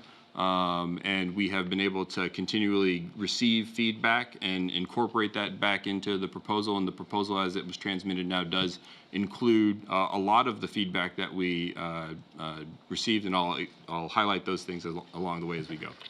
This has also been the subject of considerable briefing and discussion within the King County Council. So in an unusual amount of pre-briefing prior to transmittal of a major piece of legislation, we started all the way back in March with providing briefings to our Health, Housing, and Human Services Committee, and then the Regional Policy Committee coming online in June of this year. Okay, so all of that is the basics. What you see in the upper left-hand corner, KCRHA, that is the acronym for the King County Regional Homelessness Authority. It is not a particularly pithy acronym. We spent more time on what's in the legislation than what we would call the agency. But some of the basics around what we were proposing. First, what is it? So an interlocal agreement that would authorize King County to pass legislation chartering a public development authority. And that the public development authority would take on a scope of responsibility geographically that's coterminous with the bounds of King County, that unifies at least 3 levels of government, so Federal Continuum of Care, HUD, King County itself, the city of Seattle, and then importantly, other cities. This has been one of the premises from the beginning, is recognizing the fact that a regional authority's success will depend upon the participation of as many cities within our region as possible. And also acknowledging the fact and the feedback directly from cities that some may not want to join right away, so the ability to make it possible to join either immediately or over time, and that the ability to join ought not to be contingent upon contribution. So the euphemism there, pay to play, should not be the model that we are adopting here.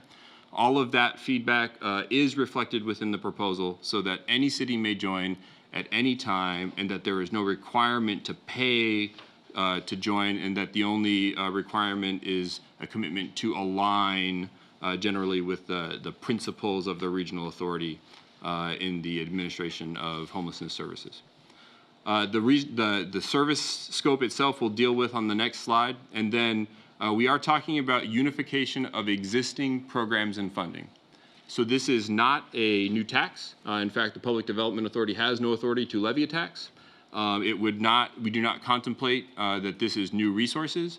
This is a structure into which we would, at King County, contribute resources that we already spend on homelessness. The City of Seattle has adopted the same approach, and that those resources would be able to be deployed more efficiently and in a less fragmented way. So this is not new revenue. What is or what constitutes the homelessness response system? This is the emergency room as opposed to primary care that I mentioned earlier. So in darker purple, you have a series of the types of interventions that are typically considered to be within a homelessness response. I don't think any of that is surprising. It really goes from prevention of homelessness downstream, and I'll talk about this division here in a moment, all the way through outreach, diversion, rapid rehousing, provision of shelter, and then permanent supportive housing. You see a differentiation between upstream prevention and downstream prevention. What we're really talking about there, and you can see above it, is there's a set of services that the county and the city of Seattle currently fund, as does the city of Bellevue, that are really around stabilization of people within their community before they reach the point of crisis of homelessness. We want to help people there as much as we can.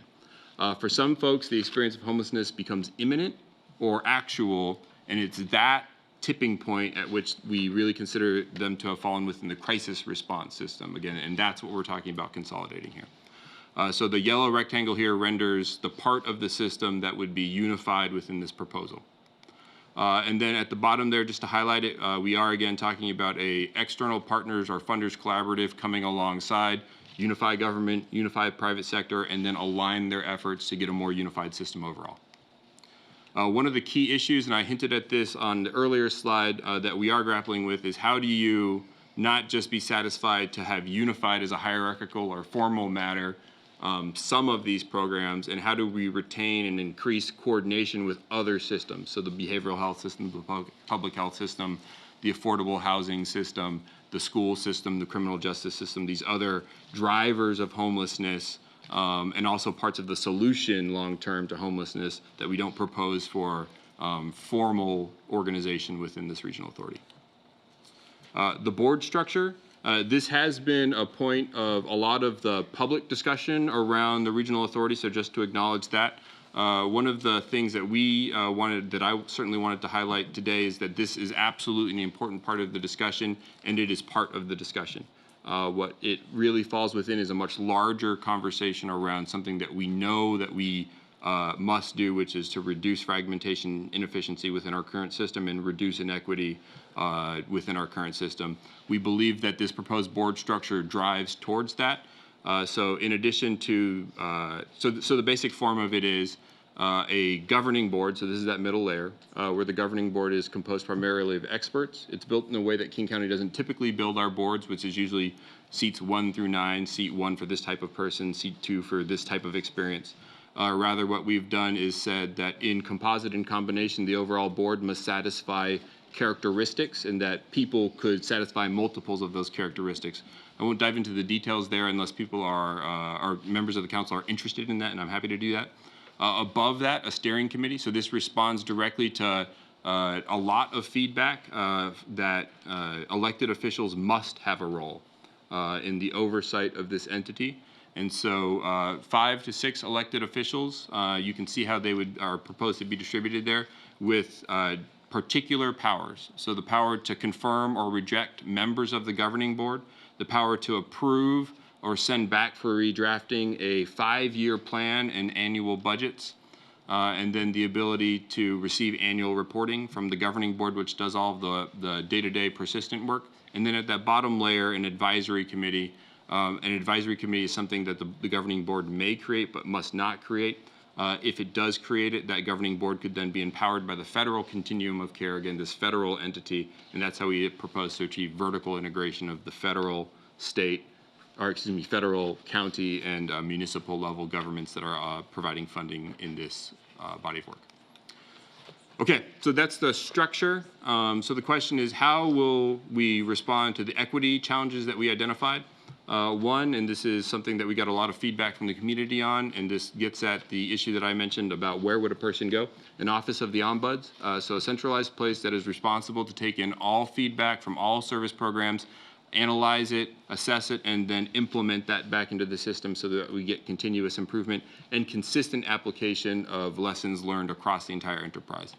Another thing to highlight here is lived experience at all levels of governance. Lived experience being a euphemism that has sort of come up in this body of work, but really saying folks who have experienced homelessness, either being represented themselves or having the ability to appoint people on their behalf to represent them, recognizing that a person experiencing active homelessness might not actually be in a position to be able to participate in a meaningful and consistent way on the governing board, but that they should still have the ability to have say in those particular parts of the governance structure.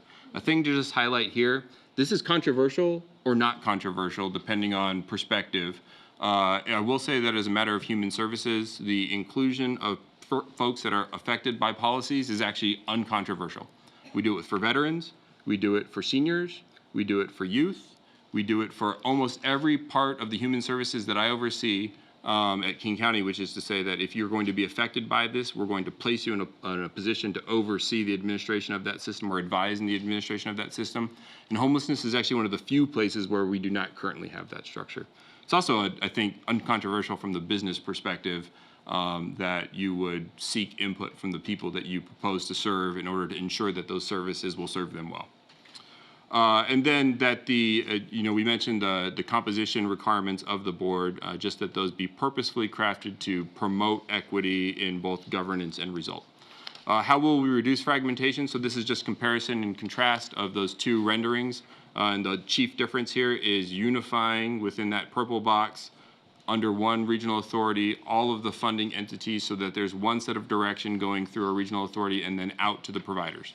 The other thing to identify here is perhaps an artful rendering of people advising the homelessness authority, as I just mentioned, under the customer accountability model. And then last, how will we increase accountability? And I think this is one of the most promising parts of the whole proposal. We have at King County increasingly powerful data systems that don't have purview over the entire system. So we do have the ability to get into a really detailed way and understanding of the programs that we oversee. And what we are proposing here is the ability to take these data systems and now expand their scope and reach so that they are inclusive of all of the services being funded through this system. That's going to allow us to, I think, understand more completely what's going on and then to implement change more comprehensively. It also provides a clear, again, answer to where do I go? You go to the regional authority, and that is the place where where your questions can be posed and answered. And then again, this requirement for sub-regional planning to use accountability in a different way. There are requirements within the proposal for the first time that would require staff dedicated to sub-regional planning and require within an implementation plan particular sub-regional sub-plans. So those are not mandatory features of the way that we administer services in our county right now. So very rapidly, that's an overview of what we proposed earlier in September. Happy to answer any questions. And thank you to council members for letting Mr. Floor get through the presentation. There are, I have to say, there are some areas in here where I totally and completely disagree. There are areas in here where I totally and completely agree. And where we're trying to get to is, in my mind, is how do we reduce homelessness? So that's actually the first, and I'm going to ask a couple of questions. I'm going to ask Mr. Stokes, who's been through the presentation at RPC. But one of the things that the suburban city representatives have been asking, and not getting an answer to is, what does success look like? And I think for us, success looks like a significant and real reduction of people living on the street. And my question is this going to have a substantial reduction of those of people who are living on the street, living in their cars or their RVs? This will improve the service system's ability to serve people experiencing homelessness.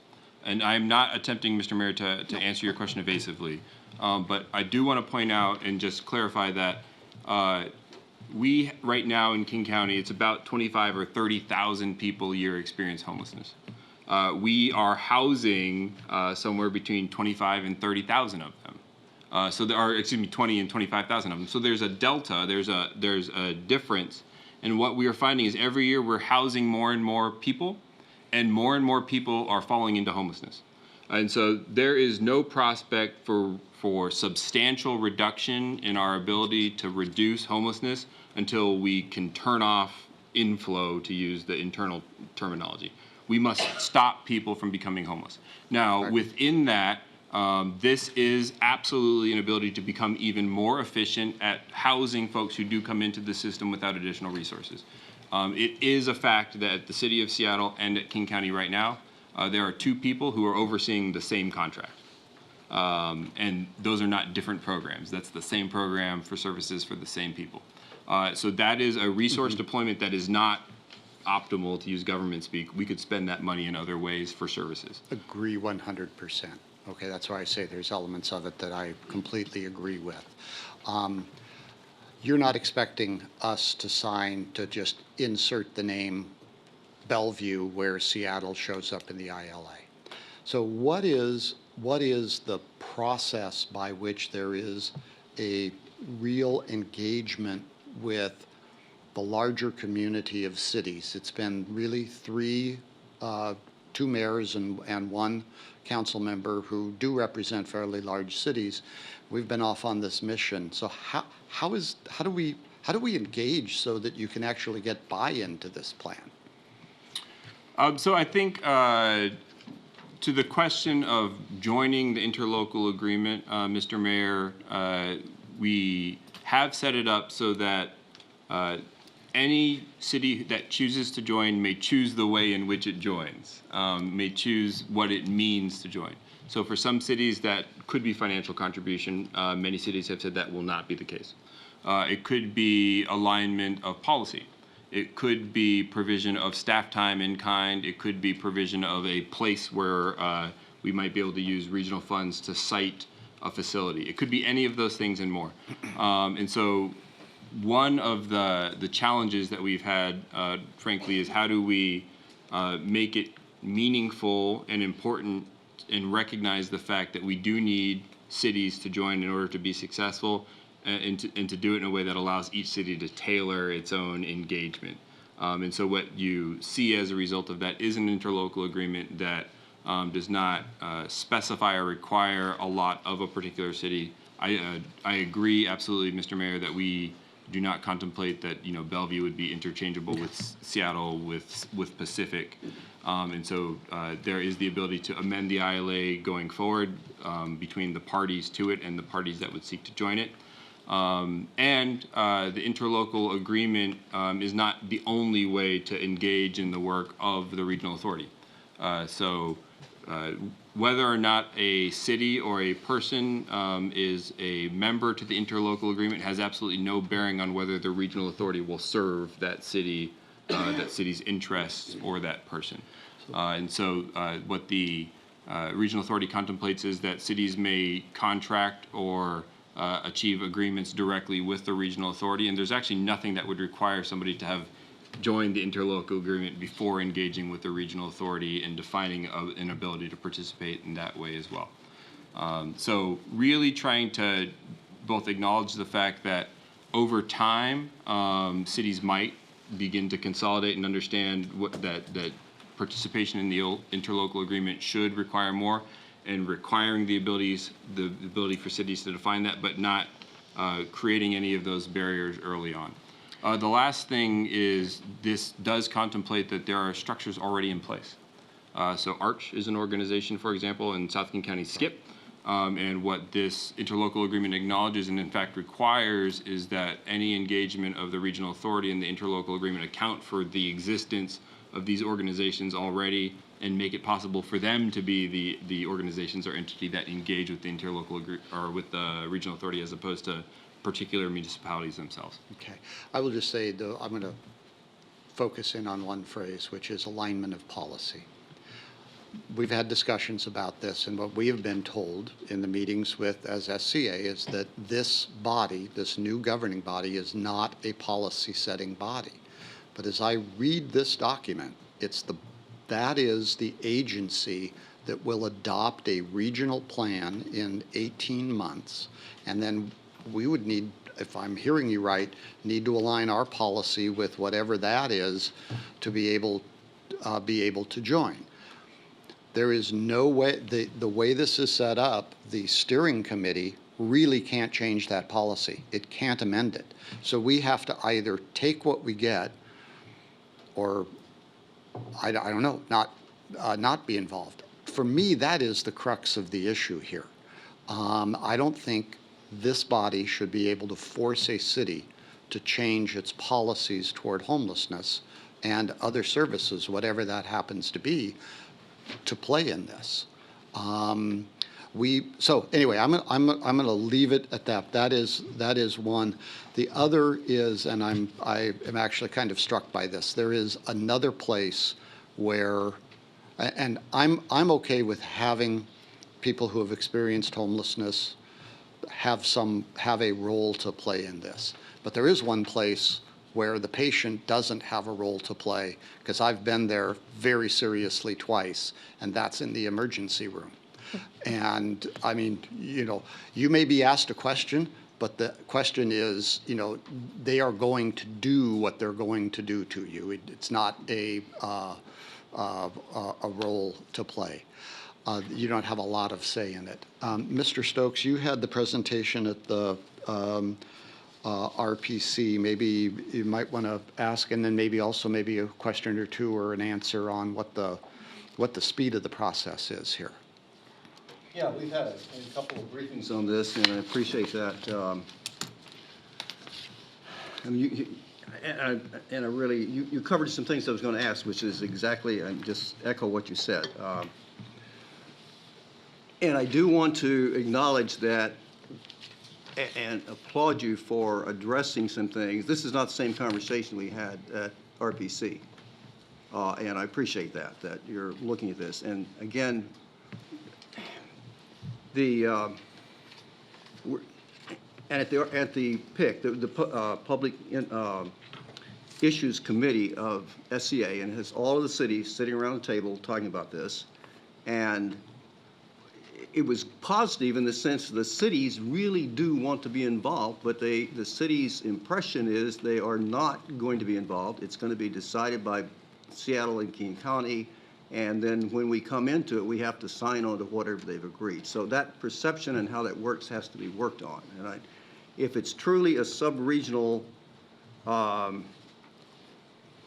and does something, then the question is, where's the true participation? And if we're coming into a system that's already cooked and the decision-making is not, there's no decision-making left because that's being done by people who are not electeds, who are not responsible directly to the public. It sounds good when you talk about this, but in terms of the reality, the concern is this thing is either going to work or it's not going to work. And if it works, who gets the blame?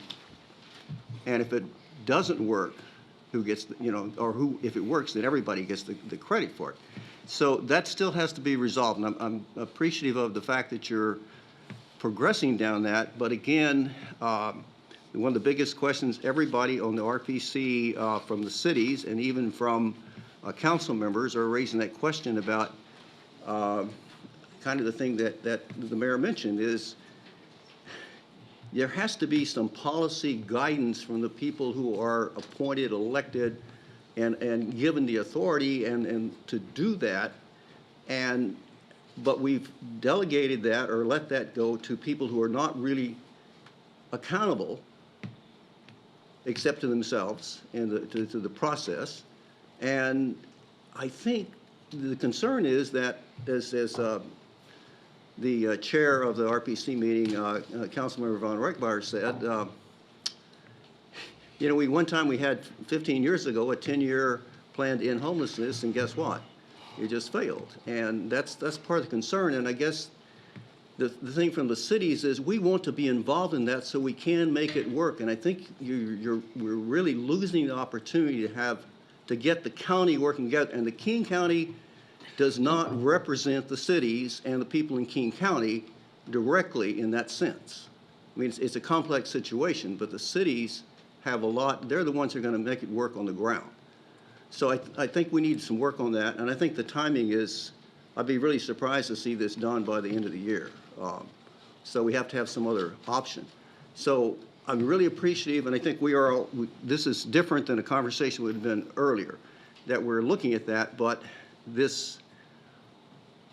a governance body that has the governance being done by people who aren't really accountable to the public, and the oversight being either you take it or you don't, that's a tough position to be in. I mean, if you have a budget come to you or have a question come to you, you either have to adopt it or reject it. If you reject it, you really mess up the system. You don't have any ability to really have the conversation or make amendments.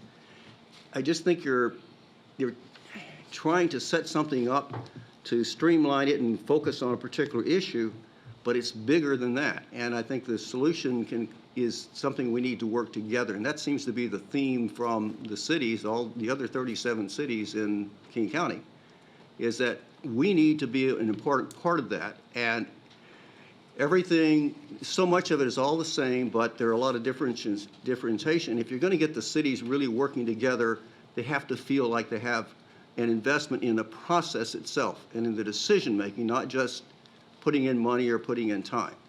So I think this is a big step forward, but we're not there yet. And I would personally, and I think consistent with our, I think, policies, and we're working hard on the homeless issue. And having an authority, and this is kind of like, I guess, the King County Housing Authority does, it's, similar. And when we work with them, but they're providing certain services, but we are in charge of actually implementing and make it work. And I think that's what it comes down to. I mean, the city of Seattle is going to have to do some things. And King County by itself can do certain things, but the cities make up King County. That's our whole point. And I think we need to do what you're talking about. I think it's a great plan going forward, pulling this together and having the private sector coming in. And the money, of course, is coming from Seattle, and the money comes from King County, which comes from the cities, essentially, or the public. So great steps forward, but I think there's a lot of work that still needs to be done. We're willing to work on it because we all agree to the go. And this is exciting that we're actually getting people focused this way. But it just needs to be worked on, and I think the things the mayor brought up are some of the important points, and Okay, I'm going to pass along to Councilmember Newhouse again. If we could focus on some questions clarified. Thank you for being here, Leo. Appreciate it. And I want to echo Councilmember Stokes' comments there. And I want to give you an opportunity, too, because I don't think it's been asked yet. Why was the steering committee made up of, primarily Seattle, King County, and a few others? But can you address that? Because I'm hearing the same thing. Why isn't the East Side represented? Why isn't Bellevue represented? We make up King County, so why aren't we represented on that steering committee? So can you give me a little insight into that? Thank you, Councilmember. So the steering committee embodies quite a bit of compromise. I think the financial outlay is just an important set of facts here. And so as proposed, the city of Seattle would contribute $73 million to the annual operations of this entity. As proposed, King County would contribute $55 million to the operations of this entity. As proposed, no other municipality would contribute from its general fund to the operations of this entity. And here we hear loud and clear, King County funding is countywide funding. Within the King County funding, of that $55 million, about $20 million is federal continuum of care funding. So we are still talking about a substantial amount of local funding, that difference being about $35 million. And so there is a proportionality of contribution from the city of Seattle that has certainly been a factor. I think one of the things that we have started with in the beginning and continue to say is that it can't just be King County and the contributing city in the form of Seattle. And so there are up to 2 Sound Cities Association appointed seats. We certainly did consider in different proposals what it would look like to expand the ability of the steering committee as other jurisdictions might choose to make contributions, and whether there should be minimum amounts for that. A lot of those proposals in initial feedback sessions with Sound Cities Association itself weren't acceptable to the Sound Cities Association for reasons that I understand and that we ultimately agreed with because we didn't propose them. Okay. But it's been we certainly have indications from the councils considering this now that they're taking a look at that and will take a look at how to refine it. And I think the delicate thing to say here is that there's a lot of strong opinions around that steering committee, and many of them are not consistent with each other. And this ended up being the sort of compromise position that we thought best captured what was feasible so that we could propose it for legislative consideration. Sure, I understand that. Those cities have skin in the game, but I don't think any East Side city is, as the mayor and other people are fond of saying, if you're not at the table, you're on the plate, and they want to have a voice at the table. I just don't understand why any city would sign on to it without that voice. So just give me that feedback. So second question is to me, this is kind of CEH 2.0, right? That was a 10-year plan to end homelessness in King County. For those that are not familiar with the acronyms, the Committee to End Homelessness in King County, that was started back in 2005, went for 10 years. So how is this different the second time around? This is a direct response to the fatal flaw of CEH, which was built a plan, created an entity and gave it a mandate, and then did no alignment of resources and did no alignment of authority. So the CEH was a planning body. It now is called All Home, and it is fatally flawed. It can have ideas, it can convene, and it can command no resources and enforce no accountability. And so this is essentially an evolution from that attempt to say it's not bad to have consolidated mandate. We should have just equipped it with additional resources and authority to enforce its mandate. We do not want to have another 10-year plan that does not achieve the results that we seek. Gotcha.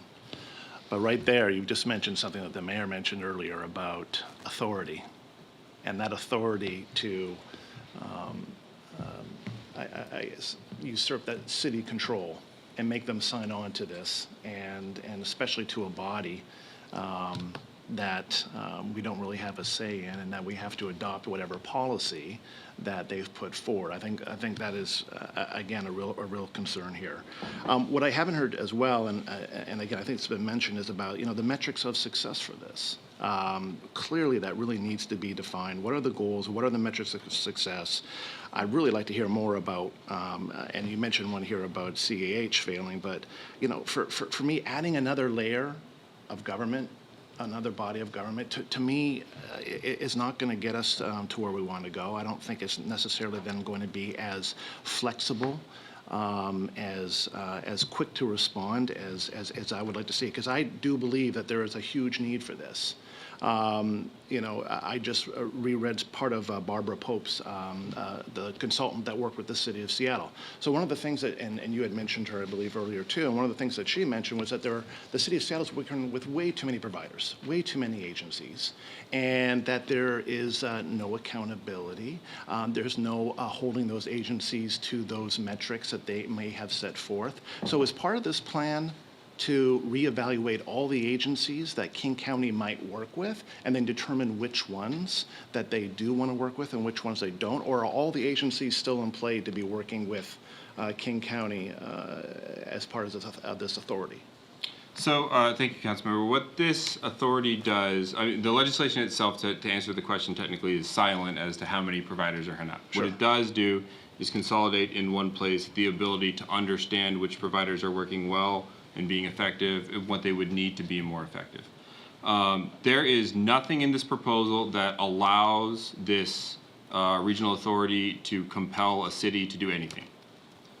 This is about the funding that comes to it. This is not about the ability to compel a city to do any thing or take any particular action.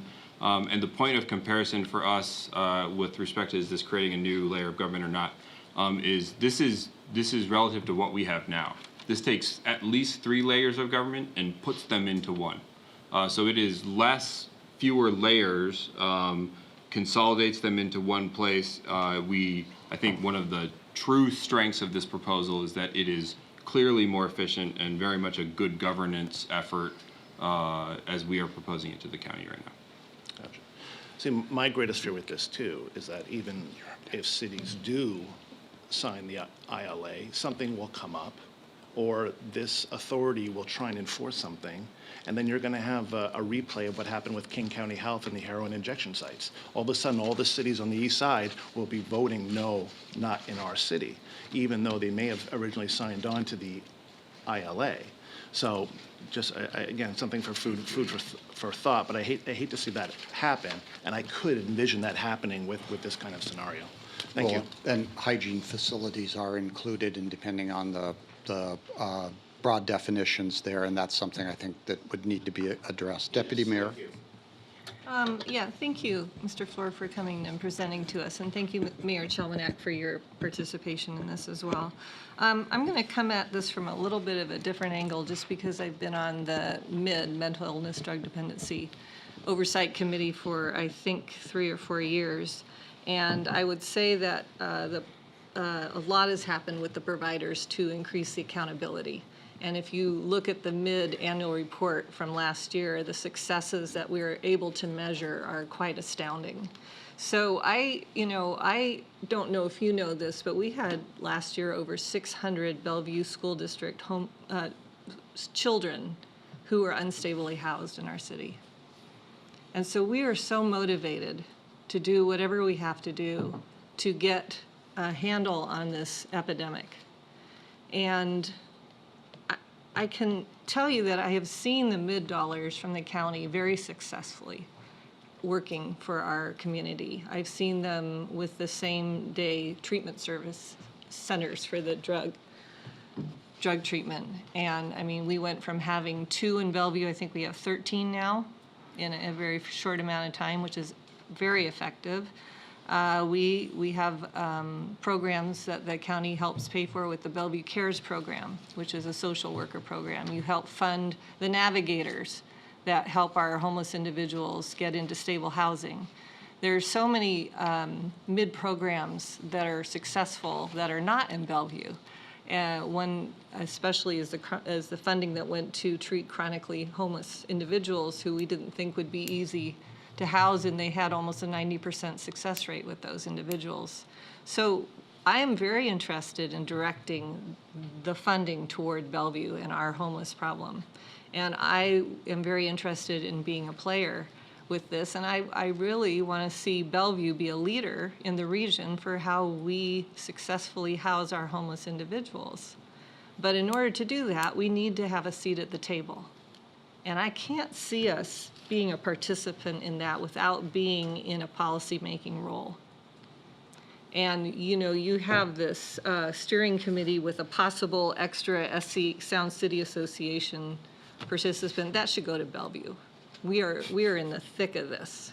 And we are, I think we are doing very well. When you look at our data, you can see that we are quite successful. We need to be better, but we're doing well. So I want a seat at the table. I want to be a leader, and I want to see Bellevue track our successes and know the progress of the programs that we are doing by being able to get people's names and birth dates that we are treating. I know that 1 out of 100 individuals in our men's program refuse to give that information. So it's not a huge deterrent to care and to help. And you can't track people unless you have that data. And you can't get them into Medicaid. And you can't, there's a lot of things you can't help them with unless you have that information. I would like to see us being able to get that information in Bellevue and track our progress and see what we are doing well and what we need to do better. So that's what success looks like to me. Thank you, Deputy Mayor. Just really quickly, and I won't spend a lot of time on it, but anybody who wants to go to this website, you can see the specific performance of every funded program in the continuum of care funded by King County there according to performance measures right now. Good. And you can, these homelessness stats are updated monthly automatically, so you can see in real time, -1 month, how homelessness populations are changing in a couple of really sophisticated ways of surfacing it. And to your point, Madam Deputy Mayor, I think one of the key advantages of regionalization here is the data capacity is actually there. We've been able to work with some world-class, data organizations, and now we just need to expand the purview. We have systems right now that can track by name, by birthday, and a number of a lot more detail than that of particular people experiencing homelessness, see which systems they're interacting with, and then render what's working. And then we can data match it at the county with the Medicaid system, with individual client level systems for the Veteran, Seniors, and Human Services levy, the Mental Illness and Drug Dependency Sales Tax, and the Best Starts for Kids property levy. And so it is that sort of big data ability to not track people for the purposes of knowing what a particular person is doing, but to be able to track individual level outcomes so that you can make system level determinations. I think that's one of the most exciting and the highest potential uses of our regional entity with regional data capacity. I've got to say the acceptance of HMIS and the requirements to use it was actually one of the really good things that has happened over the years, because it was, for a long time, there were providers who were very much averse to that. Did you have another question, or No, is that thank it? you. Okay, Councilmember Lee, followed by Councilmember Zahn, and then if Councilmember Robertson likes to weigh in. Kudos to Executive Constantine for the valiant intention to address this very difficult and broad issue. But you already heard a lot from many council members, mayor, deputy mayor, and I probably don't need to say a lot, but I believe that you want to hear from us, sort of gauge our response reaction to, I hope it's the executive's proposal. And I strongly believe that devil is in the detail. The intention is great, and I very much agree with the mayor. Many of us haven't gone really through all the details, haven't followed the process, so we just kind of get a broad description of your intention and what roughly you might do. And you may not be like this anyway eventually, because you are getting input But the comments is important, and I believe what the mayor said, one of the most important thing. So there are many, many other comments that we may still have to share with you. But, it might take an hour just talking to you about my concerns. But, I don't want to take the time to do all that. But the key one is what the mayor says. It's the policy. It's a decision-making process. Imagine, the way we do things now, each jurisdiction makes policy decisions. But you talk about fragmentation. Fragmentation of implementation is a problem. Imagine if you have fragmentation of policies coming to agreements within council members, and now you have other jurisdictions involved, and you have suburban cities. You have each city, as you have heard, just even within, talking to one city. And so I believe that once you start talking about that, it becomes challenging, especially the point was made, if they are not directly accountable to a particular jurisdiction, in a population base. How do you make those decision choices? So it's just a general sense, for you to, I hope you appreciate the challenges, the difficulties. And if you need to have any more specific comments, if you're willing to take the time, we'd be very happy. I'd be sitting down with you for as many hours as you wish and let you know what the devils or the details will be hopping out of the devils. Thank you. Councilmember Zahn. Yes, well, thank you for the information. There is a lot to unpack here. I keep thinking about what the mayor said in the very beginning, which is what are the goals and the measures of success? And, we didn't talk about it tonight, but in our packet, there is guiding principles that the council adopted in 2015 around homelessness. And I guess I keep trying to figure out whether the guiding principles that we had already adopted here, how that feeds into the efforts of this joint King County Seattle. Is that data that they will look at? Because I do think that we've done a lot in Bellevue to be the leader. And I would say that it behooves all of us for Seattle to succeed, right? Because I think all the communities need to be successful at getting individuals out of homelessness. So from that sense, I agree that getting rid of duplication of effort absolutely makes sense. The fact that King County and Seattle have people doing the exact same thing doesn't make sense for the fiscal responsibility or the people we're trying to serve. So I applaud the King County and Seattle for coming together to work on that. With that said, I am really concerned about how we get a voice at the table, what might become preemption of what we're doing since we already have guiding principles. And I think we're doing a lot of really innovative things about partnering with the business community to, do renovations on Lincoln Center to work on homelessness. I do have a question on the $55 million of King County funds. How much of that is outside of Seattle? Because that's King County money, which is King County wide, including funds that would be going to us. Is that right? That's correct, Councilmember. I do not know here what percentage of that $55 million would be expended within the city of Seattle and outside of the city of Seattle, and would be happy to follow up.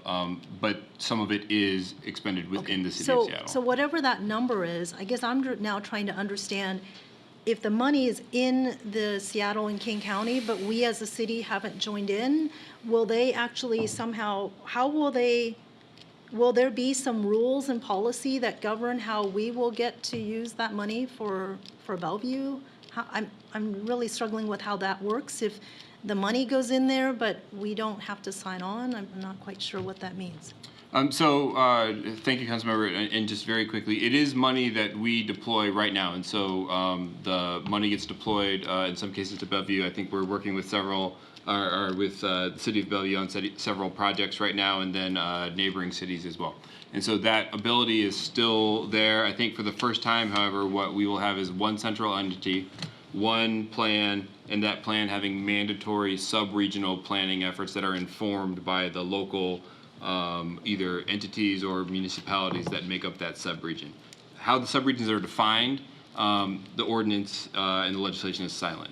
And so what it basically creates is the requirement of sub-regional planning for the first time that we do not have right now in any of the multiple ways that we currently deploy these resources, but then leaves for further consideration outside of the context of the charter itself what that should look like. And I think that's some of the subsequent conversation that would go on within the governing board, the advisory committees, and the steering committee. So will this KCHRHA actually go live without the sub-regional part, or is that actually baked in as a requirement that it won't actually go live without having generated this sub-regional piece? Because you can hear that all of us are very concerned about the fact that we understand that regional coordination and alignment matters for addressing homelessness, and yet the actual solutions are really very local from the standpoint of understanding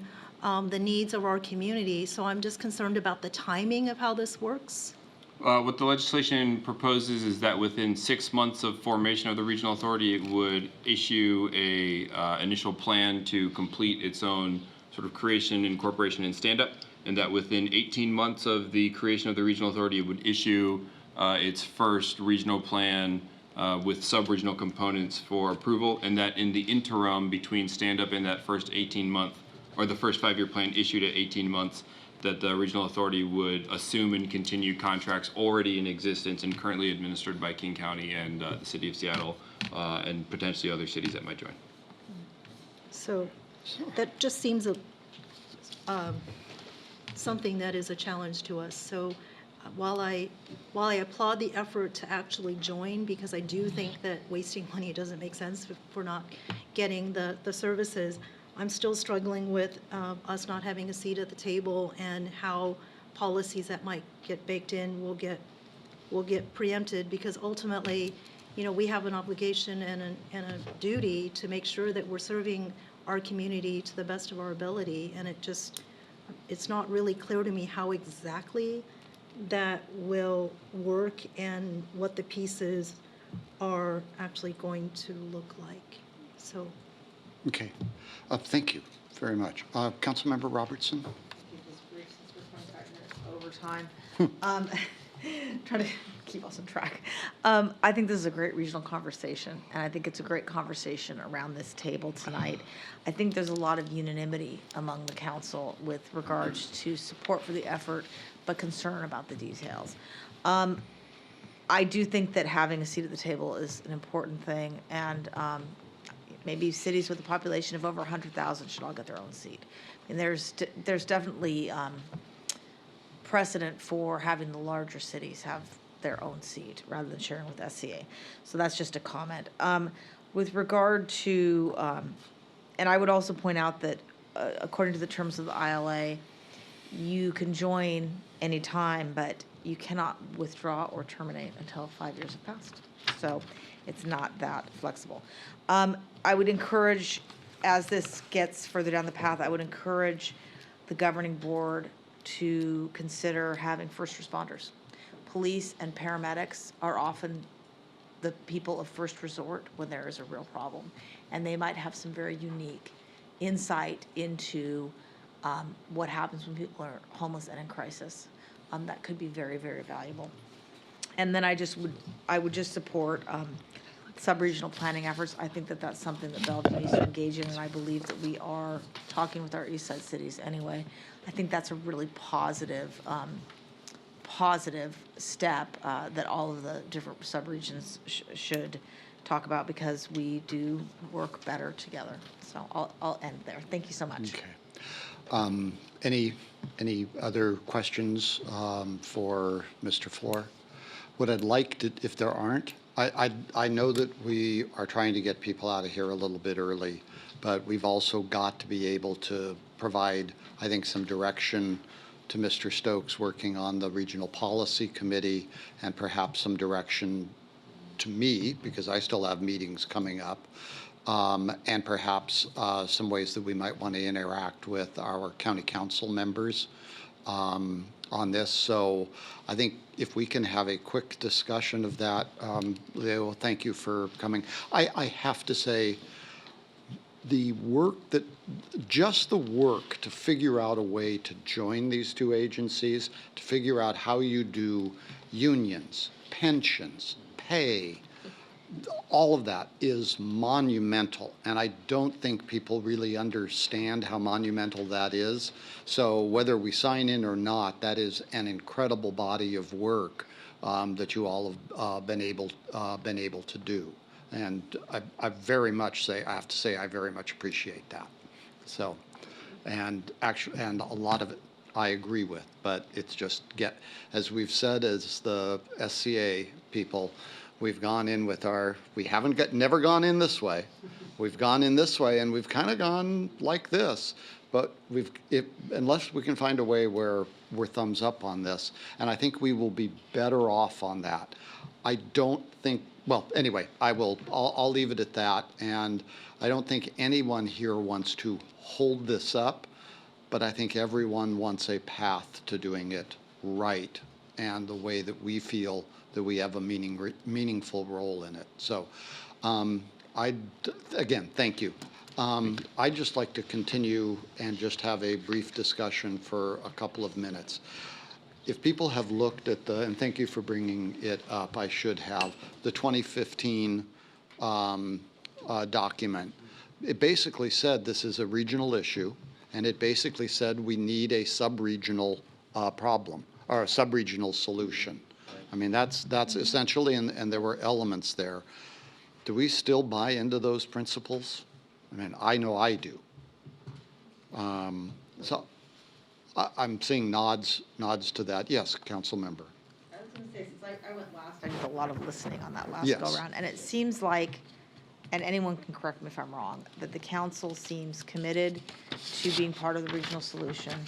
We are not certain about joining this ILA, and we are definitely interested in having more say and looking at more of a sub-regional plan. I think I heard all of that, and perhaps I don't know if Joyce feels like she's gotten enough, but I don't know if there's anything else you want us to discuss about that, if there's more that we need to do. I mean, I have a couple of points, and part of it is, I will admit, is me, but I think I've heard it resonated around the table here a couple of times. One, and so really what I'm sort of looking for here is probably the next step is, how does the ordinance that would adopt this by the county council, what are things that we would want to see in that would be guiding toward, at least the county, toward I think, getting us there? One of the principles that I think we have to have is a principle of real involvement in what the sub-regional plans are. And to turn that over to an agency we don't really have a say in appointing, and is made up, well, mostly, I mean, I've heard Seattle City Council members say, I've had people come in my door and want to be part of this, and wow, they'd be great, want to be on the governing board. That bothers me. I mean, if you're that far ahead of us in terms of trying to figure out who's on the governing board, that becomes an issue. So I would like to see some form of, see if we can get some form of structure around what needs to be done prior to this plan coming out, how the suburban cities, Bellevue and others, will have a meaningful role other than coming in and providing, I mean, I hate to say it, 3 minutes of testimony at a governing board meeting, you know. And I can actually see a place where we get to having staff or funding staff who would have a role to play within this in terms of the regional aspect. But one of the other aspects of this is I cannot see turning our policymaking role over to another body, and I think that will be one of the cruxes here.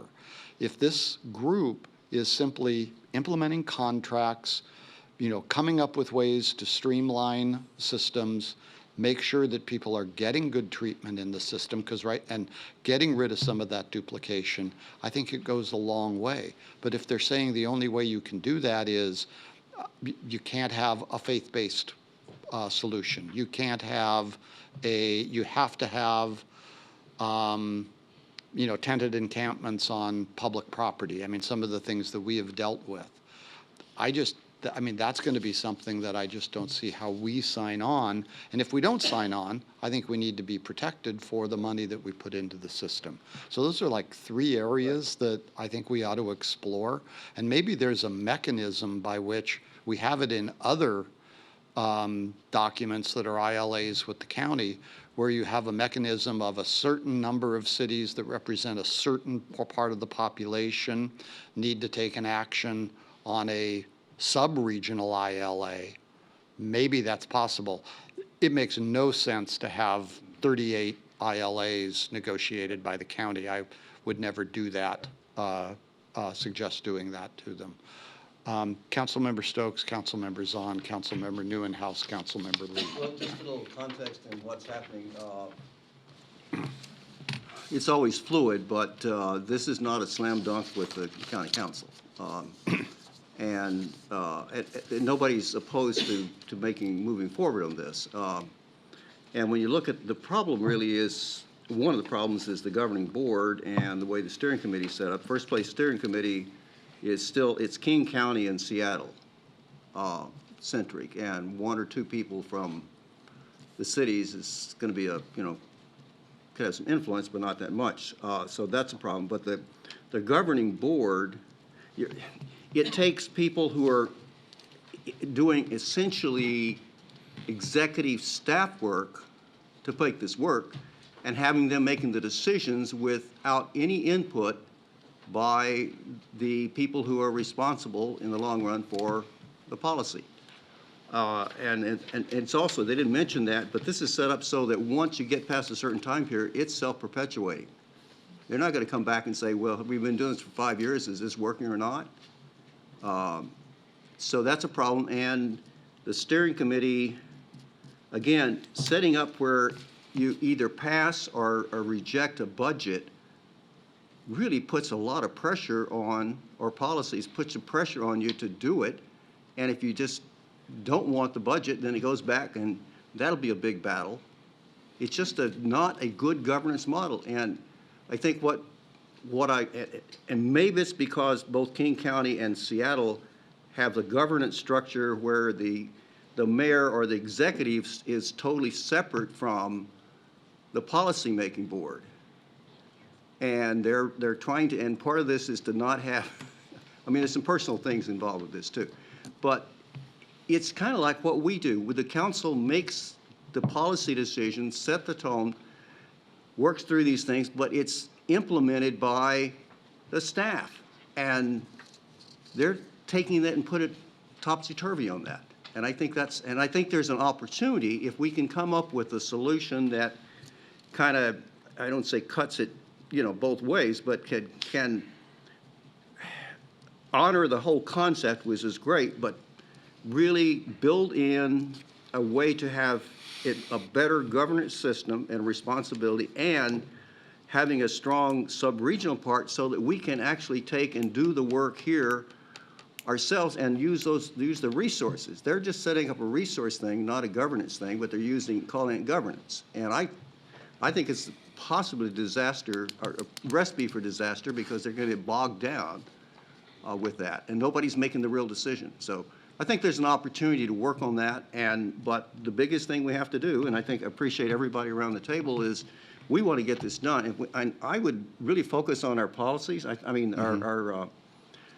policies, and that should be our focus. We want something that embodies those concepts. And that has a real agency that can be responsible to the public when it comes down to it. Now I'm forgetting what I did, but I think it was Councilmember Zahn, Councilmember Newenhouse, Councilmember Lee, I believe. Okay. Yeah. Thank you. Zahn. Councilmember Zahn, Councilmember Newenhouse. Sorry. Sorry. So, I keep thinking about what the very first thing that you said, Mayor, which I still go back to, what are the goals and what are the measures of success? And it seems to me, having sat in the SEA PIC where this topic was talked about last month, that all the cities are equally concerned about the role and how this works. So how they actually have some guiding principles that we can all buy into and say, we're all rowing in the same direction? Or is there a way to really look at this board that's forming and say, okay, we like the fact that they're coordinating contracts and avoiding duplication, and we like the fact that there's a centralized database for collecting information and doing dashboards and performance metrics, and yet not put so much in there that it ties our hands in terms of preempting the local control. So I'm actually wondering what the other cities are having similar discussions at their city councils, and as we, whether it's through SEA or whatnot, how we actually figure out what other cities are also thinking about, and do we have I'm going to say, a more coordinated effort to have a consolidated message about the things that we don't like. I believe that we did get a letter from one of the other cities identifying some concerns. Federal Way. Not helpful. So, and I'm not saying we would model any of their letter, and yet I do think that there are some similarities with other cities that are saying this is not quite working for us. And what kind of timing do we have to actually get some input here? And what's the process by which we make that happen? Do you mind if I make just a slight comment on Sure. that? And this is just from what I've seen. You have to remember, it's not just Seattle and King County. There is a very large group of companies and philanthropic funders who are very much behind this effort. And what I have said a number of times at SEA meetings is, my political take is this is going to happen. We need to decide what we need to be ready for it and how we can have a positive involvement in which we don't lose control. That's sort of my take on this, and so that's where I'm trying to drive this. So I really appreciate the comments. Anything else? Yeah, no, I completely agree, because we have to have a solution here, because what's happening in Seattle is clearly not working. Yeah. So, thank you. Mr. Noonhouse. Sure. Okay. Okay, This Mr. is, Lee. oh, come on. This is a tough one because, well, from a high level, I appreciate what King County is trying to do, but on the other hand, what did we hear tonight? It was about CEH not having authority and limiting duplicate contracts.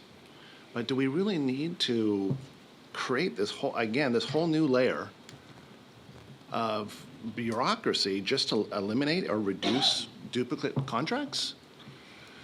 Now, I agree, Mayor, this is going to happen, and we need to be a part of it, and it's going to take, we want to be involved in a positive way, but, oh, boy, I just, there are a lot of pitfalls here, including what we've all agreed to, just being concerned about us being at the table, and I agree, and I'm so glad that Councilmember Zahn said it, that, why isn't Bellevue's had one of the better track? I'm not saying we do everything perfect, but we're all very committed to ending homelessness in this city, and probably have one of the better track records if we look around Puget Sound. Why wouldn't you want cities that have a successful track record? And I know we're not alone. There's other cities as well that do. Why wouldn't Seattle and King County want to learn from those cities that are doing it maybe a little bit differently, but doing it well? Yes, I understand they're putting in the vast majority of the money, okay? And I get that's what drives this.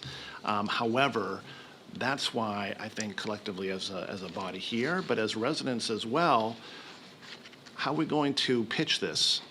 We're going to be a part of something that's driven by Seattle, which doesn't have a great track record, as folks have mentioned, dealing with homelessness, and now we're going to take those policies and we're going to spread it around. That's not exactly a good winning message, I don't think, for our residents at all. So really gives me heartburn. And I think, again, Councilmember Zahn is correct. We have a responsibility to our residents to make sure that this is successful if we are going to engage.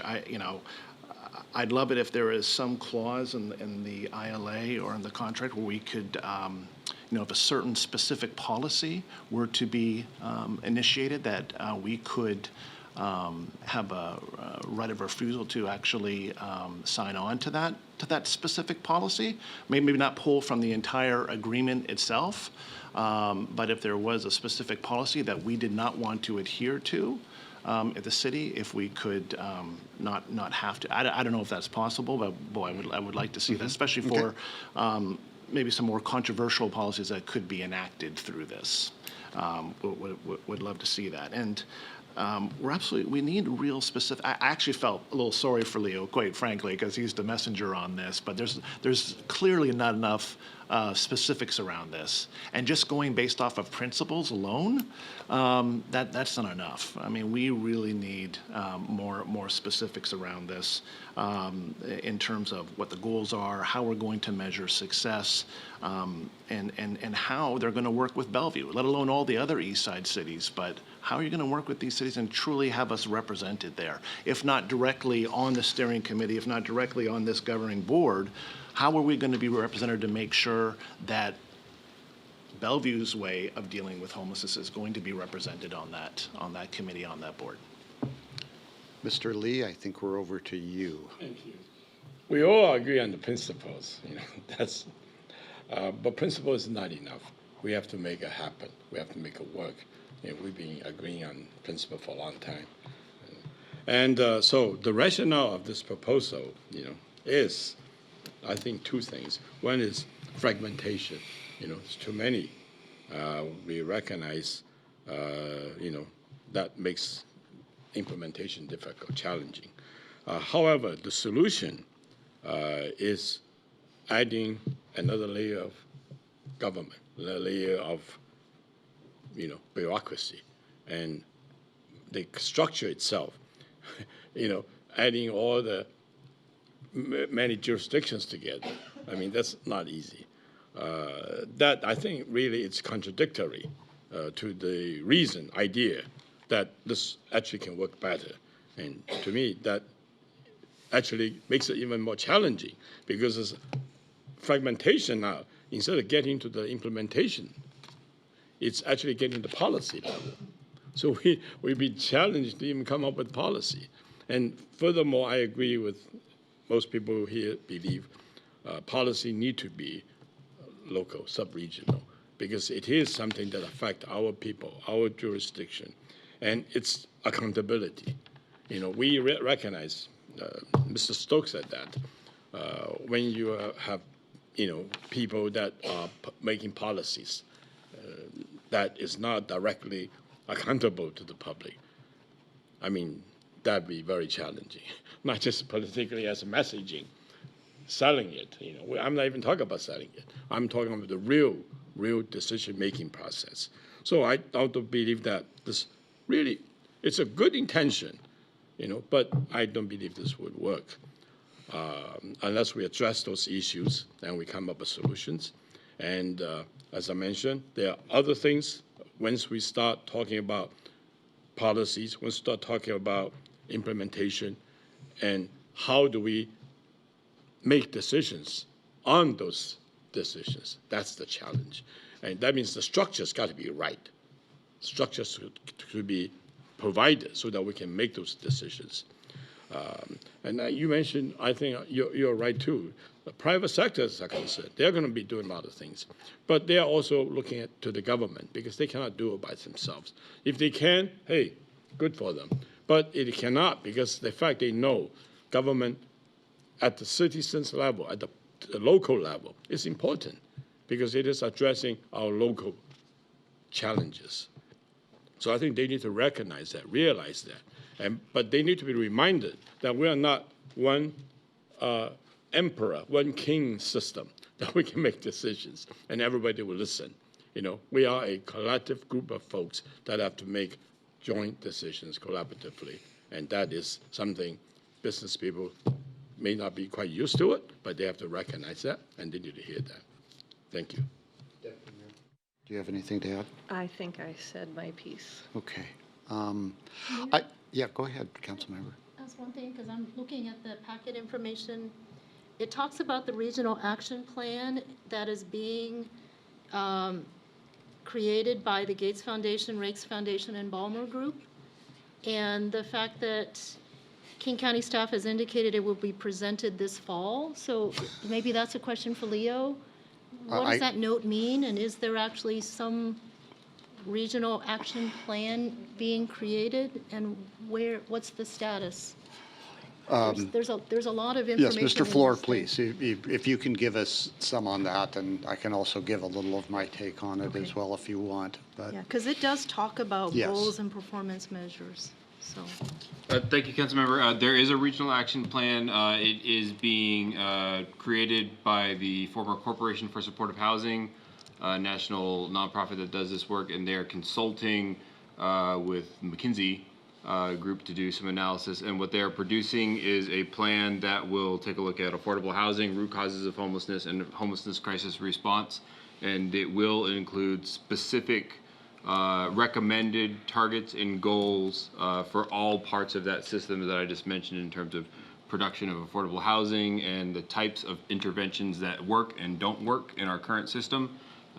They're doing a very detailed analysis to be able to explain in detail, for example, how much additional rapid rehousing you would need in the county to get X or Y improvement in housing placements. And so a lot of the request for detail and specificity of the plan is coming through that regional action plan. I think the other thing that we want to be candid about is the regional action plan is not a legislative document. And so it will not be subject to ratification or approval by a particular jurisdiction. And the way that we connect a regional authority with that larger plan is through the implementation planning process that will be subject to government approval and then budgeting. So even though the note here says the plan is intended to be the guiding policy, it's not a policy?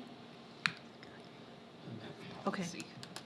All right. I think maybe this is just the way this is worded is a little confusing, because we've been talking about a couple of these, and I'm going back through our packet, and so. the Corporation for, what is the name of it again? I'm trying to remember, because then I'm going to ask you which group is that's studying, because there were about 3 of them. So their name is actually now just CSH, but they are the former Corporation for Supportive Housing. And then is this the one that did, I'm trying to remember, there was the group that presented about what the governing structure would be, how the system works. That was in a large meeting of, is it that group, or is it another? Is this? It is a different consultancy, Mr. Mayor. The group that you're referring to used to be called Future Laboratories, also now National Innovation Services. Corporation for Supportive Housing has consulted in a number of these types of consolidations, and I think Houston is the most recent example. Okay. Is it the former director from Houston that is involved in that, of the COC? A former director from Houston has been involved in the process. The lead is Ann Oliva, who is a former, I believe, deputy of the U.S. Interagency Council on Homelessness at the federal level. Okay, thank you. It was hard to keep my consultants straight. Thank you. Very good question. Because of that, there is something underway which starts to answer some of these things that we're asking about. Well, and my answer to the question of when will it come out is slightly after the political equinox, which is described as the first Tuesday after the first Monday of the month of November. Not to drop prior to an election. Councilmember Robertson and then Councilmember Lee. I just want to make comments since that's the time for this. So what I'm hearing and what I agree with a lot of what's been said. It's been a really good discussion. Is I want to be engaged in this. And this is a comment really for Joyce. I do not support having Bellevue delegate any of our policy-making authority, and I do not support Bellevue delegating how the city operates within our borders, whether it's anyway, I'll just stop there. I think the steering committee needs more authority to make final decisions, including making amendments. And I think suburban cities need more voice.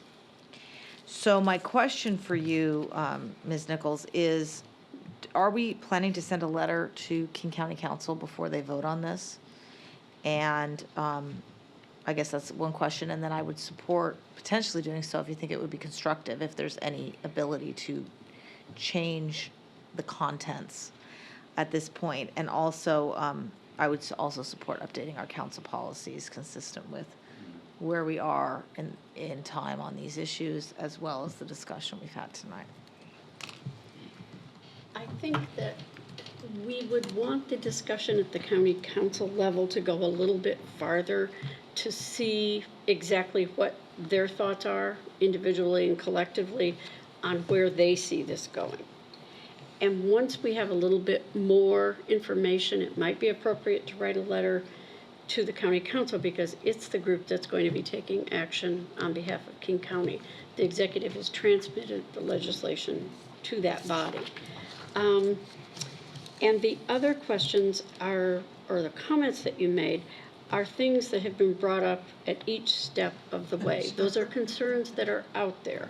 There doesn't appear to be momentum right now to change the basic structure in any large way.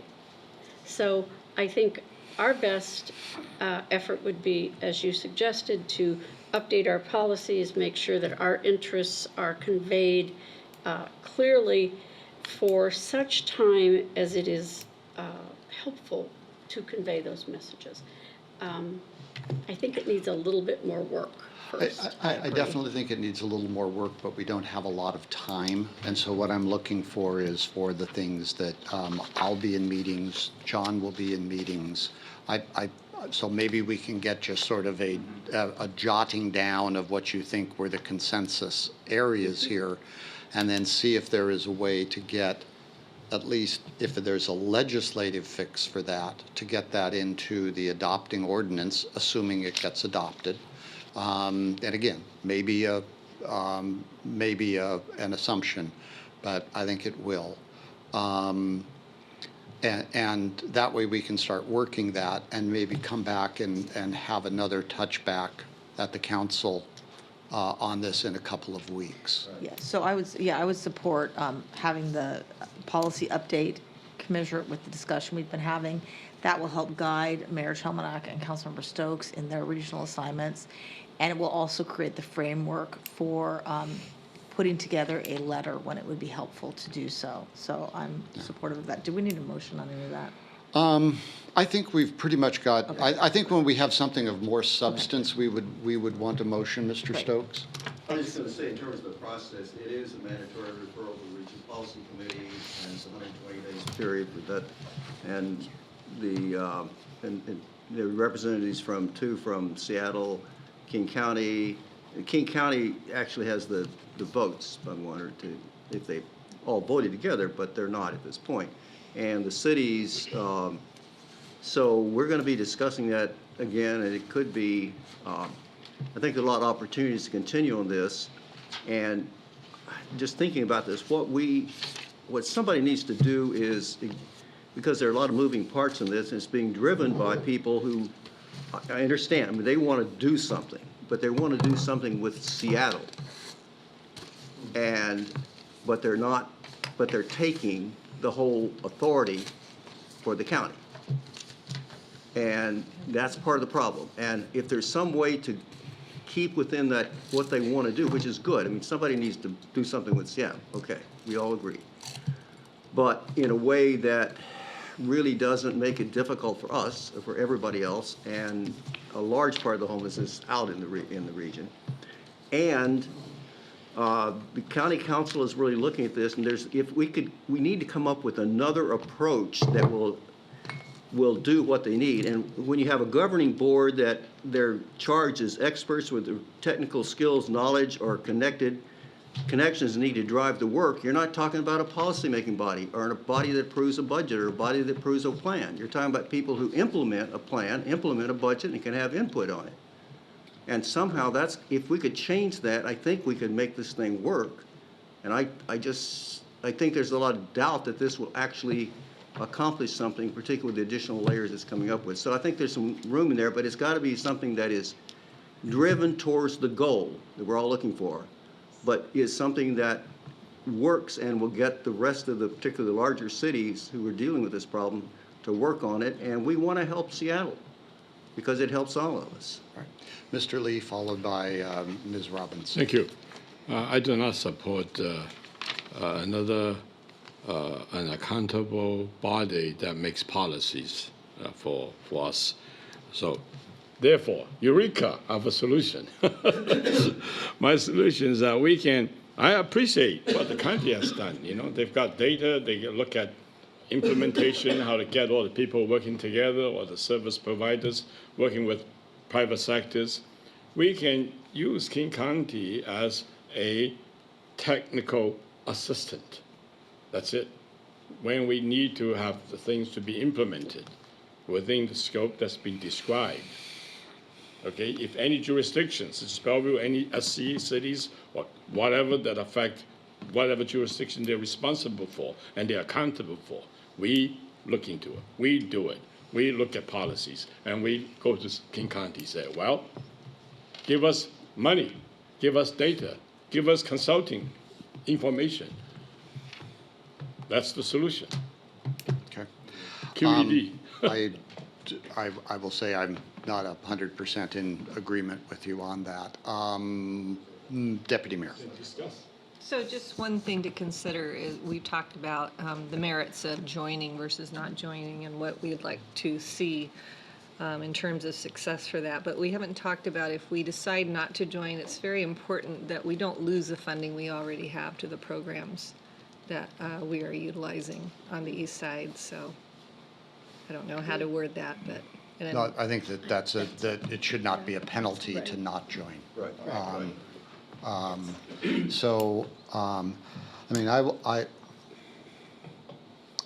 the fracturing of the system is real. The major fracturing point is on the west side of the lake.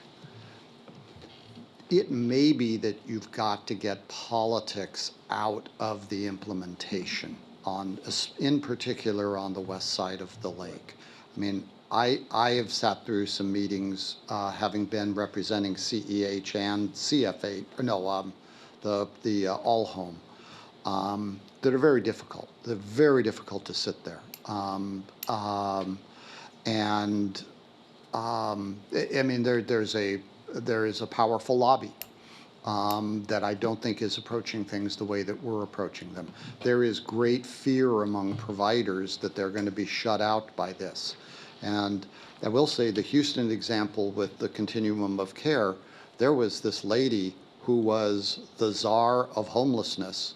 And if people tried to go around and go to the electeds and say, you know, we need to get this program, they're not funding it, their answer was, and I can't remember her name, but it was like, go see Roberta. I mean, everybody was committed to sending it back to that person, and that's why it worked. There wasn't the ability to fracture it through the politics. You know, I've also, Bad John came out at one of the meetings, and I pointed out that it felt like 1986 again. That, you know, we have, you know, that there is no respect being provided to the suburban cities. And it's not 1986. Each person at this table represents more people than a Seattle City Council member who is elected by district. We represent a larger property tax valuation than that. That is also true of Renton. It's true of Kent. I think it's true of Auburn if you include the part of Auburn that's in Pierce County. You know, and I'm getting over those feelings of, you know, being past, you know, not being a part of this, but I understand that serious problem in Seattle and the need to solve that. And so we're trying, in my mind, we're trying to find that path to go through where we're not giving up our ability to continue to do what I think are really good things that we've done, which, by the way, was declare a public safety emergency 3 months ago and solve it in 3 months. And so that's kind of where I am on it. Joyce, I guess if you have enough to work on for maybe some bullet points, I mean, you've got more than enough to work on for this. And then we can come back to it, maybe circulate it and come back to it. And for those of you who have an early morning, I apologize that we're not done at 9 p.m., but I do think this was a really important topic. And I really appreciate the conversation. So, okay. We will now move to the Land Use Code Amendment on tent cities. If we are, yeah, we will, what I think we will do is this. Let's take the presentation. It's really going to focus on 2 elements. Let's put that then on the, let's take that presentation, let's put that in the parking lot, and we'll come back to it, because this will be coming back to us in about another 2 weeks? 3 weeks, the 14th. Okay, thank you. Mr. Miyake. So I'm going to go ahead and hand it right over to Mr. Brennan for given the hour to tee this up. So we will just jump right in, understanding the council's interest in trying to end as quickly as possible. So we are, again, returning this evening to continue the discussion on temporary encampments, as the mayor mentioned. And today or this evening, we want to introduce a few things. First, the draft of the Land Use Code Amendment, which was included in the packet, focused on the changes that create alignment with provisions that are included in the consent decree and our administrative practices. There are 4 topic areas. The first one related to those, the Land Use Code Amendments that are in the package, the health and safety standards, neighborhood engagement, the 2 topic areas that we want to provide information on this evening. We'll be returning on the 14th of October, currently scheduled to discuss the final 2 topics there, location, frequency, and duration, and the permitting process, and any continued discussion on the topics of this evening. So real quick, just illustrative here, we're early in the process. The second dot on the line, really formalized. Sorry. We have one. So again, we're just early in the formal process of the code amendment, land use code amendment. So I'll just move past that slide and hand the clicker over to Cindy Lynn from the City Attorney's Office. Also sitting to my right, failed to introduce, is Tony Pratt, Senior Planner with the Development Services Department. Good evening, council members. So before jumping into the initial draft LUCA that's before you, I just want to refer you to Attachment A, which is a document that summarizes the differences between the code provisions and the consent decree, prepared partly in preparation for the LUCA draft and also in response to Council Member Robertson's request at the last meeting. This is just a summary of the provisions in the consent decree that explicitly modified parts of the code. So it doesn't state word for word what's in the consent decree, but it summarizes how the consent decree has modified operations of temporary encampments in the city of Bellevue since 2006. And then jumping from that to the attachment B, the draft LUCA, which incorporates the consent decree terms. So that would be the provisions in the right-hand column of attachment A are the provisions that were modified and in the draft land use code. So just to kind of as a reminder, in the consent decree, the parties agreed that the code enacted by the council in 2005 in connection with the interpretations and the applications set out in the consent decree were lawful, accommodated the religious exercise, and federal statutes at the time. So based on that, our initial code amendment is designed to specifically incorporate the consent decree terms that modify the original code as adopted by council. And these are the 11 areas here that contain modifications in attachment B of the initial LUCA. An example, later on in the process, we'll bring some very small set of targeted additional policy considerations for council to consider that are not reflected in this initial draft, which is really focused on just operations under the consent decree. So the initial draft, LUCA, you will see also contains specific provisions in the consent decree related to health and safety. So these are the provisions related to water supply, hand washing, bathing, the number of toilets, cooking and food handling, refuse disposal, and disease prevention. I won't go over all of these due to in the interest of time, but for example, the consent decree allows for the use of ice chests instead of mechanical refrigeration, which is required by our code to maintain food that is perishable at a temperature of 45 degrees or less. And so in this initial draft LUCA, we've adopted that provision, or we've applied that provision allowing for ice chests into the draft LUCA, since that is how we've operated under the consent decree for the last 13 or so years. Similarly, we have a shower requirement that in the consent decree that allows for just one on-site hot shower, as long as a permit contains the possibility of other off-site showers that are available for resident use. And so those provisions have also been incorporated into the draft LUCA to reflect how those operations have occurred under the consent decree. So I'm going to pass this over to Tony to discuss a little bit further the topics for council consideration tonight. Thank you, Cindy. So tonight, we just want to reiterate the topics for council consideration that were introduced on September 9th. And again, the framework that set up the 4 recommended topics that we will discuss tonight is that the regulatory framework is limited to the consent decree and its interpretation and Land Use Code 2030U. The framework is also framed by the conversations that we've had with the signatories of the consent decree and the neighborhood focus group, and it's also based upon our implementation experience over the past 13 years.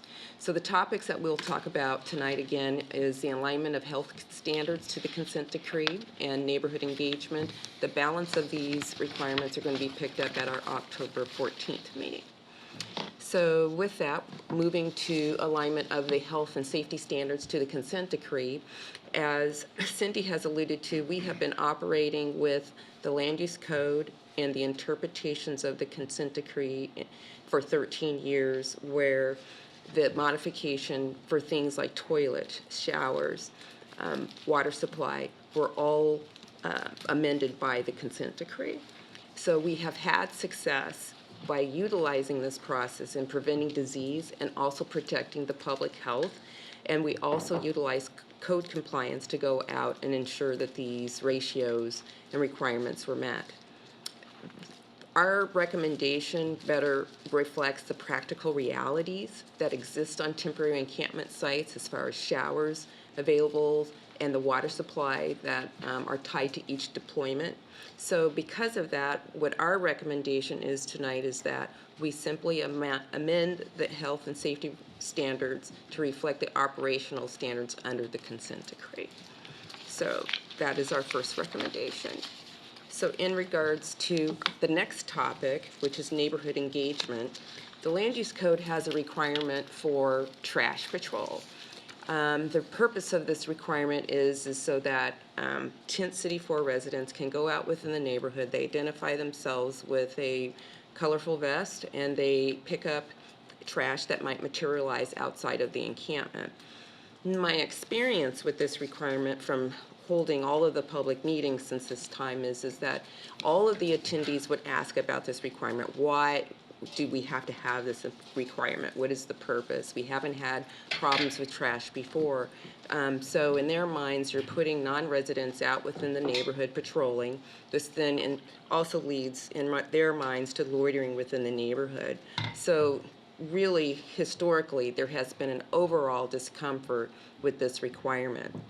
Now, comments are also gathered from daycares and schools because the land use code requires that encampment hosts and operators go out and meet with these entities and make sure that as best as they can with a good faith effort, if there are actionable items that are required by the daycare, that they try to implement them. And so the requirement that you see here for no patrols during parent drop-off and pickups occurred during a from a neighborhood provider that was adjacent to TBT, and she specifically said that she didn't want this to occur because she didn't want her parents to worry about this type of activity during this time. So simply our our recommendation tonight would be to remove this requirement from the land use code. So then now segueing to our final option tonight for your consideration is the optional post-issuance meeting. Currently, there is a requirement for a public meeting prior to the issuance of a temporary encampment permit. However, both are silent in regards to a requirement for a post-issuance meeting regarding the consent decree and land use code 2030U. So what we are trying to do with this recommendation is to maintain channels of communication post-permit issuance. This does align with the neighborhood focus group comments, which essentially say that they want to have continued dialogue with the encampment host and operator and neighbors. They want a forum for which operational failures, if they identify them, can be changed and modified in real time. And then we also want to establish a point of contact. So from a city perspective, what this does is it moves us from a role of being a regulator to a role of being a facilitator. What we want to do is we want to encourage the common neighborhood courtesies, which is what was very much expressed during the neighborhood focus group meetings. There was a concern that there was a lack of common courtesies.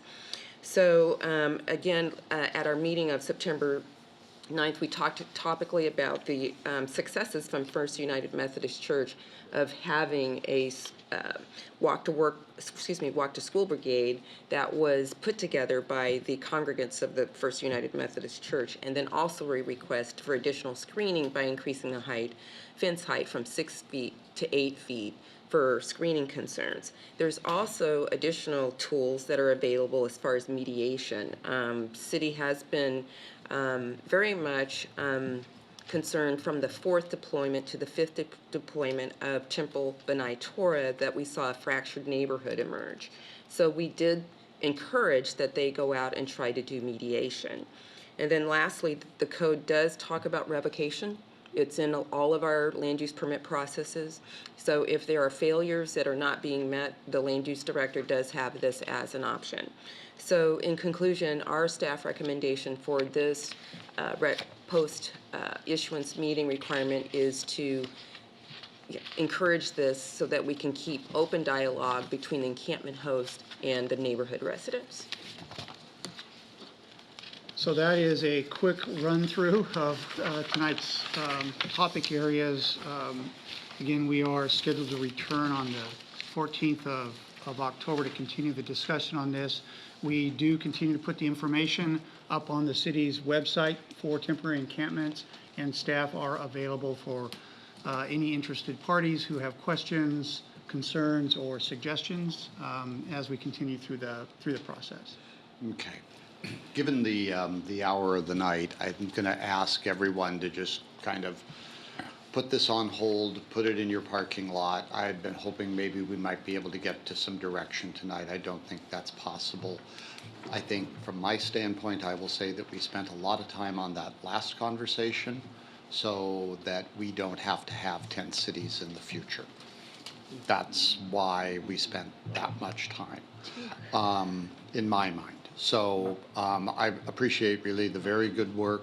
We will continue to listen to people who come and testify to us, consider their thoughts.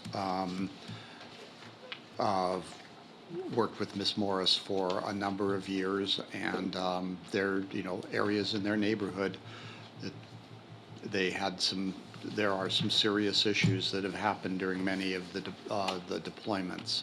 But we'll continue to do that. What is the schedule going forward? 2 weeks for the other part of this? So we're back on the 14th, so for the other part of this, I'll real quick I'm sorry. click back to this beginning here. So through the months of September through November, we will be having conversations with the council, the community, to get direction on what to publish in the draft, a public hearing draft of the land use code. There will be a courtesy public hearing in front of the East Bellevue Community Council, currently scheduled for November 13th. Public hearing here tentatively scheduled for November. So between now and November, the work is to actually create the draft of the land use code for the public hearing, another opportunity for the public to provide comment and suggestion, more deliberation from council, and then final direction on adoption, tentatively scheduled for end of the year. So, I'm sorry, is it your intent to publish the draft code as it is shown here, or are you going to want to have input from us prior to the publishing of the draft code if we see some changes that the council wants to make? So we would like to hear from council prior to publishing for the public hearing. So any consensus and direction from council prior to the 18th of November would be helpful. Well, it's going to have to be prior to that if you're going to publish it Yes. anyway, so we're going to back that up by a few days. So be thinking about that. That might be some specific changes. Work with staff to talk with them about what those might be. Okay? Just a process question? Yes. I think it might be helpful in that table. I like the consolidated table. I'm wondering if you could put the rationale next to the items that were changed, and maybe so that we can understand the rationale and whether it's less restrictive, more restrictive, or just clarifying. Because it looks like the information is in the presentation, and if it was all in one place, we could maybe wrap our head around the info a little bit easier. So just a Okay, and I comment. think actually what's in the desk packet tonight provides you a roadmap. That final one there provides you a roadmap to look at the proposed land use code to get the rationale, because I think it's in there. So Correct. you kind of, this might be a good one where you have the piece of paper open and your computer open. We haven't gotten to where we have two iPads in front of us at the same time. Okay, thank you very much. Good question. Anything else to come before the council tonight? Seeing none, we're adjourned.